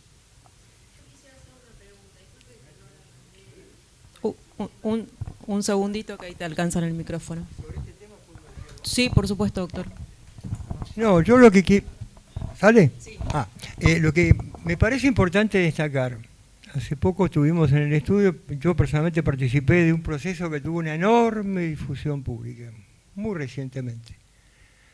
Y pensar que los jueces profesionales no van a estar influidos por los medios es absurdo, contraviene la experiencia y la lógica. Porque encima, y de esto que voy a decir ahora lo digo con absoluta convicción, frente a los casos mediáticos, es mucho más garantizador un tribunal popular que jueces profesionales. ¿Por qué? Porque los jueces profesionales están en un cargo, están expuestos y tienen continuidad y tiene que ver cómo sigue su vida profesional como jueces. Pero en cambio el jurado, que una vez y que encima resuelve en el conjunto de un colectivo, donde no es que él apunta con el dedo, ¿queda claro? Entonces, creo que es mucho más garantizador un tribunal, un juicio con jurados en los casos mediáticos, donde la experiencia impone que, salvo contadas ocasiones, hay una independencia real de quien le toca juzgar. Claro que hay casos, pero no son todos. Eso quería aclarar nada más. ¿Escuchamos la pregunta de la colega? Bueno. Quería agregar una cosita, 2 segundos. Sí, doctor. Está siendo muy generoso, porque sabemos que jueces y juezas tienen miedo de los juris, sabemos qué pasó, así que no es un misterio. Y también de su futuro profesional, si fallan de una forma, quizás no van a poder burocráticamente subir. Así que eso es muy real, muy real. Bueno, mi pregunta, doctor Sabelli, era ¿qué recomendaría a la abogacía que litiga, el litigante, ¿no? El abogado litigante, en cuanto a la manera de instrumentar la investigación para poder garantizar la efectiva defensa de su cliente, más con una institución como esta en donde no hay tradición, o sea, como bien usted lo explicaba, en el país, y viene de afuera? Bueno, hay un tema de fondo que yo creo que es necesario para intentar mejorar todas estas prácticas y todos los aspectos de la cultura que estemos hablando, que es que los medios necesitamos desarrollar o que existan medios responsables que observen mediante el juicio oral y público realmente lo que está pasando, para que el público entienda lo que está pasando. Eso no es una solución de corto plazo para la investigación o para otros temas, pero es necesario y no está pasando. De hecho, tenemos jueces y juezas que cierran los tribunales a pesar de que la Constitución dice que los juicios son orales y públicos. Yo no lo puedo entender, y lo que puedo entender menos es que los medios no se quejan. Si pasa eso en Estados Unidos, los medios van y ponen una petición inmediatamente frente a una jueza federal y dicen, este juez está cerrando el tribunal. Eso es inconstitucional. Así que un aspecto que es necesario, me parece, para empezar a realmente que la comunidad entienda lo que está pasando y no está pasando, es que los medios, necesitamos algunos medios responsables. No todos lo van a hacer. Que vayan y realmente sigan de una forma analítica y responsable lo que está pasando. Sí, el periodismo, los medios. Puede ser periodismo escrito, periodismo de otra forma, pero no hay, eso no existe de una forma real, masiva en Argentina, en mi opinión. Ahora, la pregunta es ¿cómo mejoramos la investigación? Yo creo que los defensores y las defensoras tendrían que empezar a litigar estratégicamente estos temas. Hay casos donde yo me he parado y creo que frente a un juez que me está obligando a ir a un juicio antes de que yo terminé una investigación. Lo primero que hago, el primer día que me llega un caso, es hablar con mi investigador o investigadora a investigar. Es lo primero que hago. Pero a veces te quieren poner un juicio cuando no estás listo, y yo he dicho que no al juez, no lo voy a hacer. Te me ordena hacerlo, ordéname qué tengo que decir en el alegato de apertura, qué tengo que preguntar en el guardir. Así que la defensa se tiene que empezar a oponer a trabajar bajo estas condiciones. Hay un costo muy alto personal para la defensa cuando hace eso, para el defensor o la defensora. No les invitan más a los asados, No sé no, pero en serio, es toda una cultura de la familia judicial, de repente te tratan como un loco, pero la defensa se tiene que poner las pilas en ese sentido. Doctor. Hace falta litigación estratégica. La Fiscalía también tendría que, éticamente, por su deber de objetividad, también... Sí. Estamos permiten con poco tiempo, así que le vamos a dar la palabra al doctor. Quiero señalar algo, a lo mejor me toma 30 segundos desarrollarlo.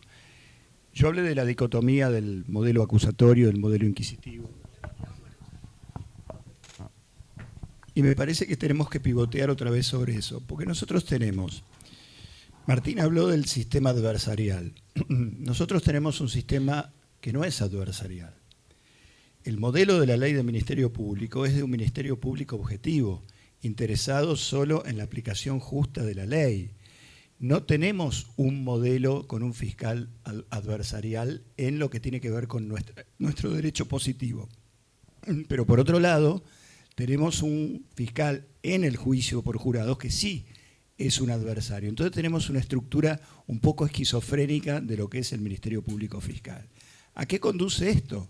A que en la etapa de investigación preliminar se deba confiar en la objetividad del fiscal, y esto es nocivo, no reconocer que ya el adversario, el fiscal adversario está desde el minuto cero, es absolutamente nocivo, porque con este principio de la objetividad del Ministerio Público, a la defensa no se le da ninguna herramienta, porque supuestamente el fiscal tiene que investigar lo que es desfavorable para el imputado y lo que es favorable también.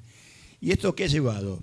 A una desigualdad brutal en la etapa de investigación preliminar, que si se reconoce que el fiscal es adversario desde el minuto uno, la defensa debería tener, porque ¿qué tenemos? De un lado, el fiscal que cuenta con las fuerzas de seguridad, la policía, la gendarmería, todos los cuerpos periciales que si no son del Ministerio Público Fiscal se los proporciona la policía o se los proporciona el Poder Judicial. Y del otro lado, ¿qué tenemos? Perdón, la FIP, el ARCA, como lo quieran llamar, todos los organismos auxiliares del Ministerio Público Fiscal. Y del otro lado, al imputado solito con su abogado defensor, que si es particular está frito, y si es defensor oficial, la Defensoría General de la Nación de alguna manera está tratando de armarse una estructura, porque tiene un presupuesto gigantesco, para tratar de alguna manera de contar al menos con cuerpos periciales auxiliares, porque los peritos ya no son oficiales, son peritos de cada parte. Si de un lado tenemos a todos los cuerpos periciales oficiales del Ministerio Público, del otro lado, ¿qué cuerpo pericial tiene la defensa para equilibrar esta fuerza? Y esto es por la engañifa de que el Ministerio Público Fiscal es objetivo y está actuando en el interés de la ley y también cuida los intereses del imputado. Y la realidad, sobre todo cuando cobre vigencia plena el Código Procesal Penal Federal, es que vamos a tener una investigación preliminar con quizá años donde el fiscal le muestre la espalda al imputado, porque ni siquiera hay plazos máximos de duración de la investigación preliminar con consecuencia fatal. Esto es, que cumplidos esos plazos hay que sobreseer al imputado porque el caso no puede seguir. Es decir, que solamente hay sanciones o llamados de atención o amonestaciones al fiscal que deja vencer los plazos. Estamos fritos. Entonces hay que reconocer el modelo adversarial que implica que el fiscal no es alguien que me cuida y no me cuida al mismo tiempo, esa estructura bicéfala, producto de los modelos continentales europeos, sino llamar a las cosas por su nombre, que ya es un adversario desde el minuto uno y ya tenemos que el principio de buena fe y el principio de lealtad tiene que ser regulado de tal manera de que cualquier infracción al principio de lealtad, cualquier ocultamiento de prueba relevante para la defensa, tiene que ser sancionado de una manera muy severa, pero con efecto en la prueba, no con una simple sanción de multa, no, con efecto en la validez de esa prueba que pretende el Ministerio Público Fiscal utilizar el día de mañana. De modo que hay que modificar esta estructura mixta que seguimos teniendo. A ver, el proceso mixto no va a desaparecer nunca, porque desde que el Ministerio Público Fiscal ocupó el lugar de la víctima, ya la oficialidad, ya todos los sistemas, incluso el norteamericano, son mixtos. Pero el nuestro es mixto en el sentido napoleónico. Hay que desterrar el componente napoleónico de la etapa de instrucción, porque si no, vamos a llegar a juicio con un fiscal que va a estar el único reaseguro en contra que vamos a tener es la prohibición de recurrir al veredicto absolutorio, pero nada más. Eso es todo lo que quería decir. Eso con agravante, en la gran mayoría de casos, esa investigación conducida, dirigida por el fiscal, en donde no tenés esa igualdad, termina siendo la base de la gran mayoría de juicios. empezó todo un juicio abreviado. O sea que eso es lo que se está, sobre esa base se está resolviendo hoy un juicio. En realidad nunca entendí, desde siempre nunca entendí por qué esto, de que durante la instrucción, la vieja instrucción, o durante la investigación penal preparatoria, el contradictorio sería más debilitado. Porque en realidad, si uno, o sea, nunca lo vi en la Constitución, nunca lo entendí, siempre esto de que tiene que ser rápido y demás, pero termina siendo la base de prisiones preventivas, siendo la base de juicios absolutamente injustos y que llevan después a un abreviado con la prueba producida nada más por el fiscal. La defensa no tuvo oportunidad. Y si leemos todo lo que es la jurisprudencia de la Corte Interamericana de Derechos Humanos, dice que del minuto 1 el imputado tiene, desde que toma conocimiento, desde que se inicia la causa, tiene todas las garantías y es más, lo extiende hasta el plazo de ejecución de la pena. Obviamente algunos, como el principio de inocencia, no lo va a tener en cuanto al cumplimiento de la pena en sí por el delito, sí por las infracciones que pueda llegar a tener. Pero tiene todas las garantías. Nunca entendí, sinceramente, nunca entendí en base a qué dicen que las garantías de defensa durante ese plazo, esa etapa del proceso penal se vería, por así, un poquito más liviana. Y por otro lado tenés el juez de garantías, que es una figura que ha quedado completamente desprovista de todo sentido. Si uno lee el libro de Bertolino sobre el juez de garantías, sobre la necesidad de establecer un estatuto del juez de garantías, y uno ve que el juez de garantías hoy no se compromete con la prueba. Si alguien le dice, esta prueba no hay que producirla porque es inválida, o produzcame esta prueba porque el fiscal no me la quiere producir, los jueces de garantías suelen decir, yo no me puedo meter en la prueba, porque estaría asumiendo. Entonces es la mejor excusa para convertirse en un ñoqui y que el dueño del caso sea el fiscal. A ver, si nosotros mudamos de inquisidor, el fiscal lo reemplazamos por el fiscal. Es la frase de Mariano Moreno, mudamos de tirano sin destruir la tiranía. ¿Me dejás decir algo? Sí, yo, tiene la palabra, doctor. Estaba escuchando y comparto todo lo que acaban de decir Fernando y Martín, y ustedes, pero no me resigno a aceptar, los abogados y las abogadas nos manejamos con las palabras, nuestras herramientas son las palabras. Y a mí hablar en el proceso penal de litigio, hablar de abogado litigante y que un fiscal sea litigante, ¿saben qué? Lo dejo para el derecho resarcitorio, para un daños y perjuicios o para otro ámbito.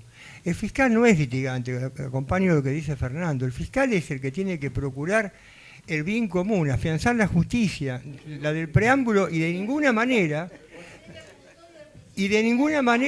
acusar por acusar. Hay algunos fiscales, hay uno acá en Olivos que es extraordinario, porque no hace falta defensores, pero una vez le pregunté al doctor Contegrán, doctor, ¿usted no está incómodo en ser el jefe de todos los fiscales de la provincia y al mismo tiempo ser el jefe de todos los defensores oficiales de la provincia que tienen más del 85% de la defensa en los casos penales? Y me dijo, bueno, sí, un poco, pero no, porque yo digo que decidan. Entonces, ¿qué pasa? Cuando se plantea el tema que veníamos hablando y que recién nombraba Diego, el tema de la oferta de abreviado, y donde el fiscal dice, mire que yo le ofrezco 3 años en suspenso ahora, pero el lunes si va a juicio no bajo de 6. Y ahí algo está mal, porque o está dando mal 3 años ahora, o está dando mal 6 después.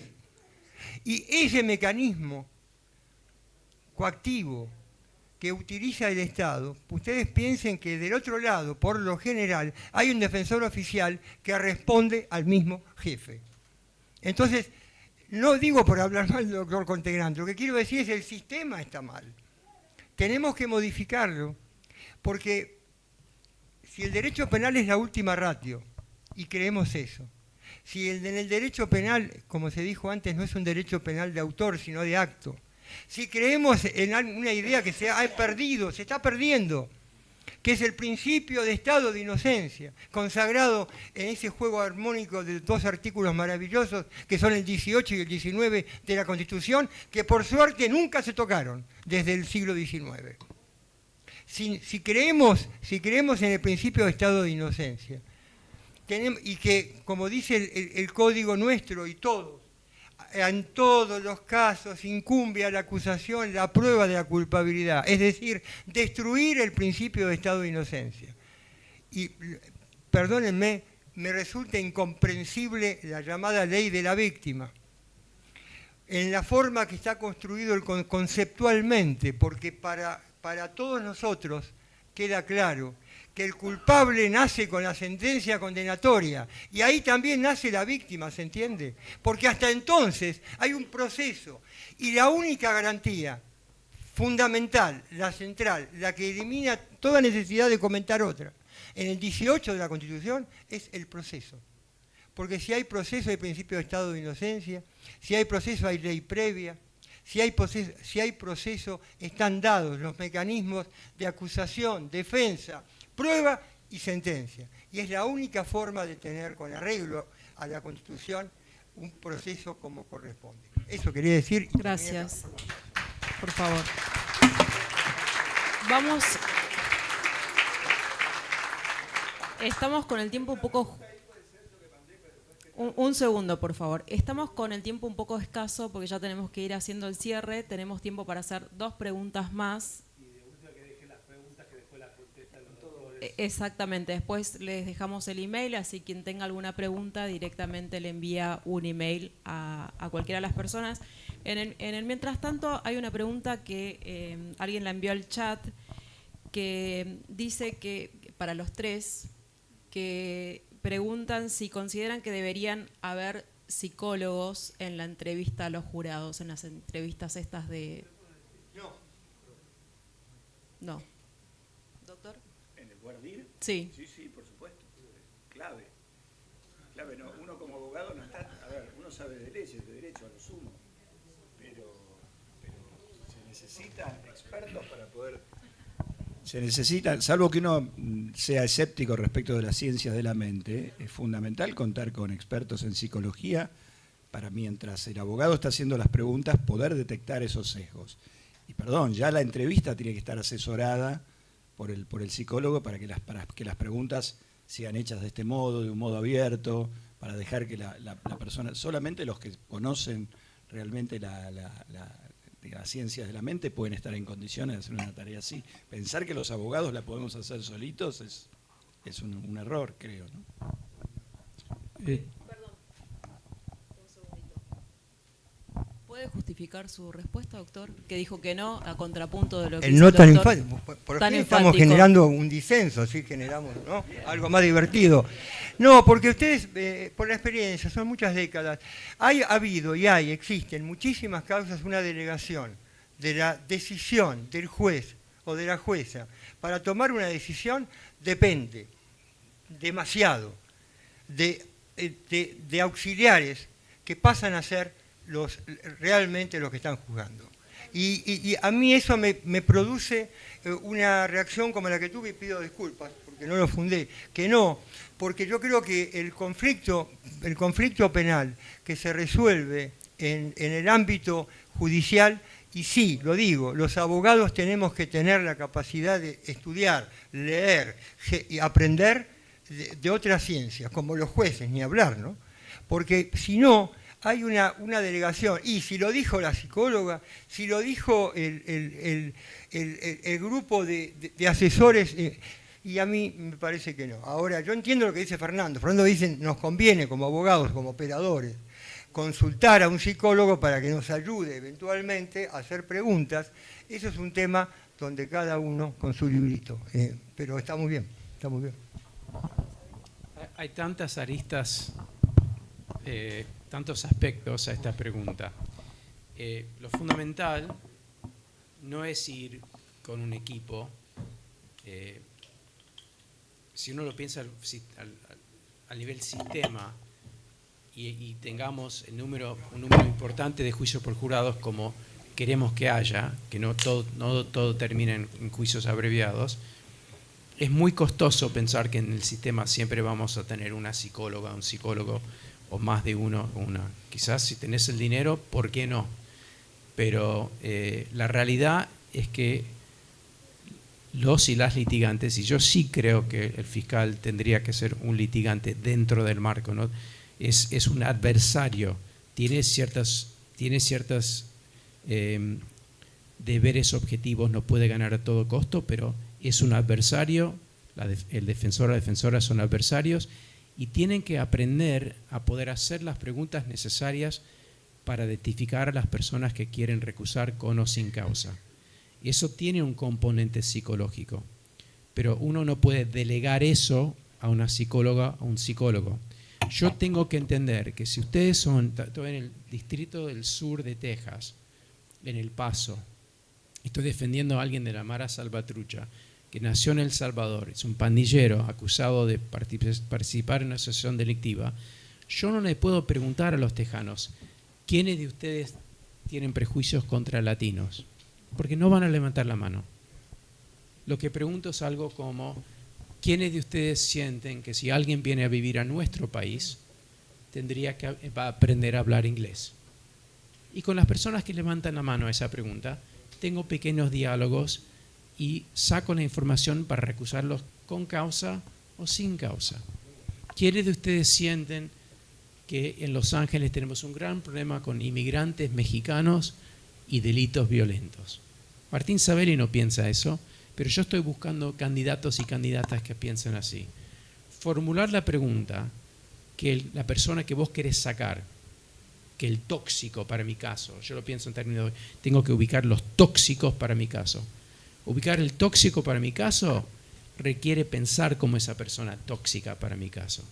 La persona que nunca va a aceptar mi teoría del caso, o tiene un prejuicio contra la defensa en general, o no le gusta a mi cliente porque es africano-americano, boliviano, o si soy fiscal porque la denunciante en este caso es stripper y lesbiana y tuvo un aborto. Tengo que buscar a la gente que es tóxica para mí, para mi caso, para mi prueba, y eso requiere un componente psicológico para redactar la pregunta. Y yo no lo delego a otra persona, es una destreza que hemos desarrollado principalmente dentro de la defensa de la comunidad de casos de pena de muerte, y que lo podemos hacer.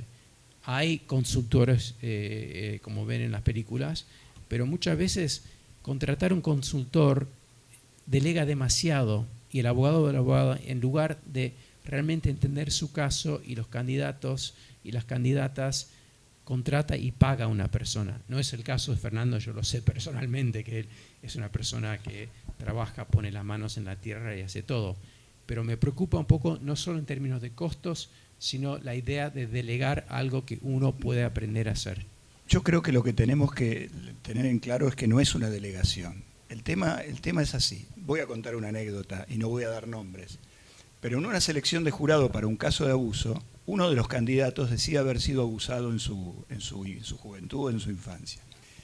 Nuestro asesor nos dijo, no lo recuses, porque él, si este abuso es falso, él ha vivido lo que es realmente un abuso y se va a dar cuenta mejor que ninguno de los otros.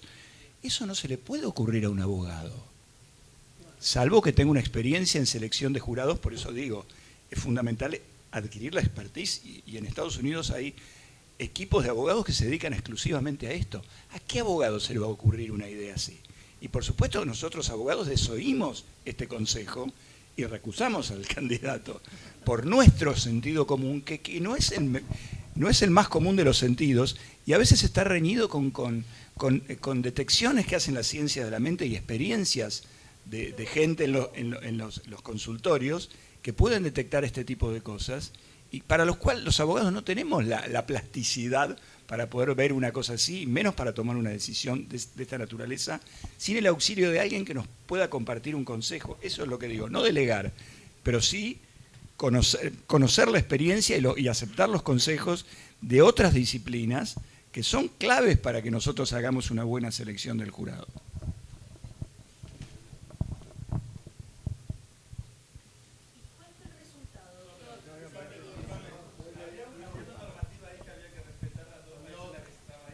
Yo Perdón, un segundo. Jazz, le damos en la última pregunta, consideramos al colega, le damos el micrófono para que pueda formular su pregunta. Muchísimas gracias, doctor. Agradezco, pero sí, una pregunta. Yo entiendo muy bien lo que usted comenta, pero ¿no será que la ciencia avanzó, el derecho está evolucionando y las personas también estamos evolucionando desde una mirada con respecto a que sí, el abogado por ahí perdió? ¿Hoy no será que la necesidad nos está llevando también a esa expertise, a investigar, a indagar, a capacitarnos, a prepararnos a un nivel que verdaderamente, como el derecho es pasional, por ahí? Y la pregunta es, ¿qué nos llevaría a nosotros a seguir mejorando y a buscar en pos de esto, de poder litigar a un nivel como lo hacen en Estados Unidos, mejorar el día a día? Porque me encanta esto y lo vemos en la facultad cuando estamos y por ahí se robó una bicicleta y nos quedamos por ahí en el análisis de que verdaderamente es mucho más profundo el tema. Es, ¿por qué no ir a capacitarnos verdaderamente en lo que a nosotros nos atañe como abogados? O sea, ¿por qué no buscar ese expertise de capacitarnos el día a día? ¿Por qué la facultad por ahí se está quedando en esa dogmática que hoy por hoy lleva al juicio por jurados a estar capacitado en litigar, ¿no? Porque el único perjudicado acá, ¿quién va a ser? Al que uno defienda, ¿no? Esa es mi pregunta. Gracias. Doctor Sabelli. ¿Es para mí o para...? Para vos. Sí. Bueno, hay un proceso anterior al juicio que requiere litigio y habilidades jurídicas, sin duda. El litigio requiere habilidades jurídicas para preparar la cancha. Admisión o exclusión de la prueba, litigación de temas constitucionales, litigación de las instrucciones. Ahí el entrenamiento, el conocimiento jurídico es de un valor infinito. Una vez que llegamos al juicio son historias humanas basadas en la prueba. La prueba es lo que menos importa en Argentina hoy. De hecho, que yo sepa, ni siquiera hay un curso en evidencia de prueba en la UBA, que es una cosa que a mí me hace... Uno tendría que realmente dimensionar lo que significa eso, que en la UBA no hay un curso sobre prueba y evidencia. Es increíble, porque el juicio está basado no en el gran razonamiento de un juez o una jueza inteligente, tiene que razonar sobre prueba, no razonar en el abstracto. Y cuando uno lo piensa así, doctor, estoy llegando a su pregunta, uno se da cuenta que es una tarea humana. Relatar una historia ética basada en la prueba es mi deber como defensor, es el deber de la fiscal también. Y para entender qué personas pueden escuchar esa historia, también es una tarea humana. Esa tarea humana tiene varios niveles. Tiene un nivel psicológico. ¿Cómo voy a preguntar algo de una forma que las personas psicológicamente van a poder ser honestas y transparentes en un ambiente público? Eso tiene un nivel psicológico y quizás puedo aprender de una psicóloga, un psicólogo de la psicología. Pero yo lo tengo que aprender. Tiene un aspecto neurológico, porque los sesgos existen en regiones del cerebro que no son conscientes y uno tiene que poder identificar sesgos, porque sesgos son mucho más importantes que los prejuicios. Hay mucho más gente que tiene sesgos inconscientes contra africanos, americanos, o mujeres, o gente trans, que ni siquiera saben que los tienen y no son controlables. Uno tiene que entender la neurociencia para poder entender, identificar esos sesgos en un voir dire, una selección de jurados, para depurar a la gente que tiene esos sesgos de una forma tan fuerte que no los puede controlar y van a superar la prueba o superar las instrucciones. Todo esto, usted tiene razón, es interdisciplinario porque tiene que ver con el ser humano y el ser humano es complejo y interdisciplinario. Pero todo esto requiere que yo como litigante lo puedo manejar yo. Y en Estados Unidos hay muy pocos casos donde hay consultores, donde hay psicólogas o psicólogos, porque es carísimo, las defensorías no lo pueden pagar. En muchos casos de pena de muerte sí lo tenemos, en casos de cuello blanco sí los tenemos, pero en la gran mayoría de los casos no. Y para terminar ahora, les digo rápidamente, para que entiendan, muy poca gente litiga la selección de jurados bien en Estados Unidos. Venimos de una tradición donde lo que más se practicó es lo que llama la escuela de educación, de condicionar el jurado. Yo salía en la selección de jurados a buscar a gente que era buena para mí. ¿Por qué lo hacía? Porque me sentía cómodo. Buscaba personas, haciendo preguntas para identificar las personas que son buenas para mí. Preguntando, por ejemplo, ¿quiénes de ustedes alguna vez estaban caminando por la calle y vieron a alguien que era un muy amigo y cuando se acercaron se dieron cuenta que se habían equivocado? Esa es una pregunta que hacían abogados donde la teoría del caso era que la víctima se había equivocado del ladrón, ¿cierto? ¿Y qué pasa cuando haces eso? Le pones un blanco en la espalda para la contraparte y no estás adquiriendo información que podés usar para recusar a alguien. Mucha gente con dinero después va por la escuela de la demografía. Quiero una enfermera, una maestra entre 30 y 40 años que vive en esta zona, como si todas las maestras que tienen esa edad y viven en esa zona piensan lo mismo. ¿Todas las mujeres piensan lo mismo?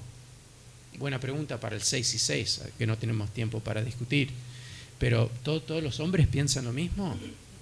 Hay maestras que están en esta escuela, que van todos los días al laburo y dicen, qué suerte que tengo, amo a estos chicos, yo los quiero ayudar, tienen pocas posibilidades en la vida y yo estoy ahí porque los quiero y las quiero. Y otras maestras o maestros que van a la misma escuela y no quieren estar ahí, salen todos los días con miedo. Demográficamente parecen lo mismo. De afuera parecen la misma persona. Y por eso la escuela que yo uso y yo creo que me parece que lo mejor es la escuela de deselección, donde como ser humano que le toca litigar, defender a una persona, o si sos fiscal, acusar a una persona, yo tengo que entender la mente de la persona que no me quiere escuchar. La persona que piensa es boliviano, es africano-americano, es trans, o el cannabis es bueno, no quiero condenar por esto. Y eso es una tarea fundamentalmente humana que cualquier litigante no solo puede hacer, pero debe aprender a hacer. Y sí, uno puede aprender a la mano de otras personas que no son abogados o abogadas, pero hay en un sistema donde no tenemos recursos para investigar, no vamos a tener recursos por mucho tiempo para tener un equipo grande de psicólogos y psicólogas que nos acompañen, salvo que tengamos un cliente con dinero. Eso es mi mirada. Gracias, doctor. Bueno, les quiero dar las gracias a los tres por esta excelente exposición. Ya estamos llegando al final, lamentablemente no nos queda más tiempo para preguntas, pero ponemos, si les parece bien, a disposición los emails de los doctores para si queda alguna pregunta pendiente que no fue respondida. Les queremos agradecer a todos en nombre del Colegio de Abogados de San Isidro, del Instituto de Derecho Penal, en cabeza del doctor Diego Balaz, a APLI por este encuentro que tuvimos que ha sido tan productivo, espero, para todos los abogados litigantes. Agradecerles a quienes trajeron sus ponencias con tanto coraje y las defendieron acá. Agradecer a los expositores que no están hoy, que estuvieron en el día de ayer y hoy a la mañana. Gracias a todos por venir y los esperamos en el próximo encuentro de abogados penalistas.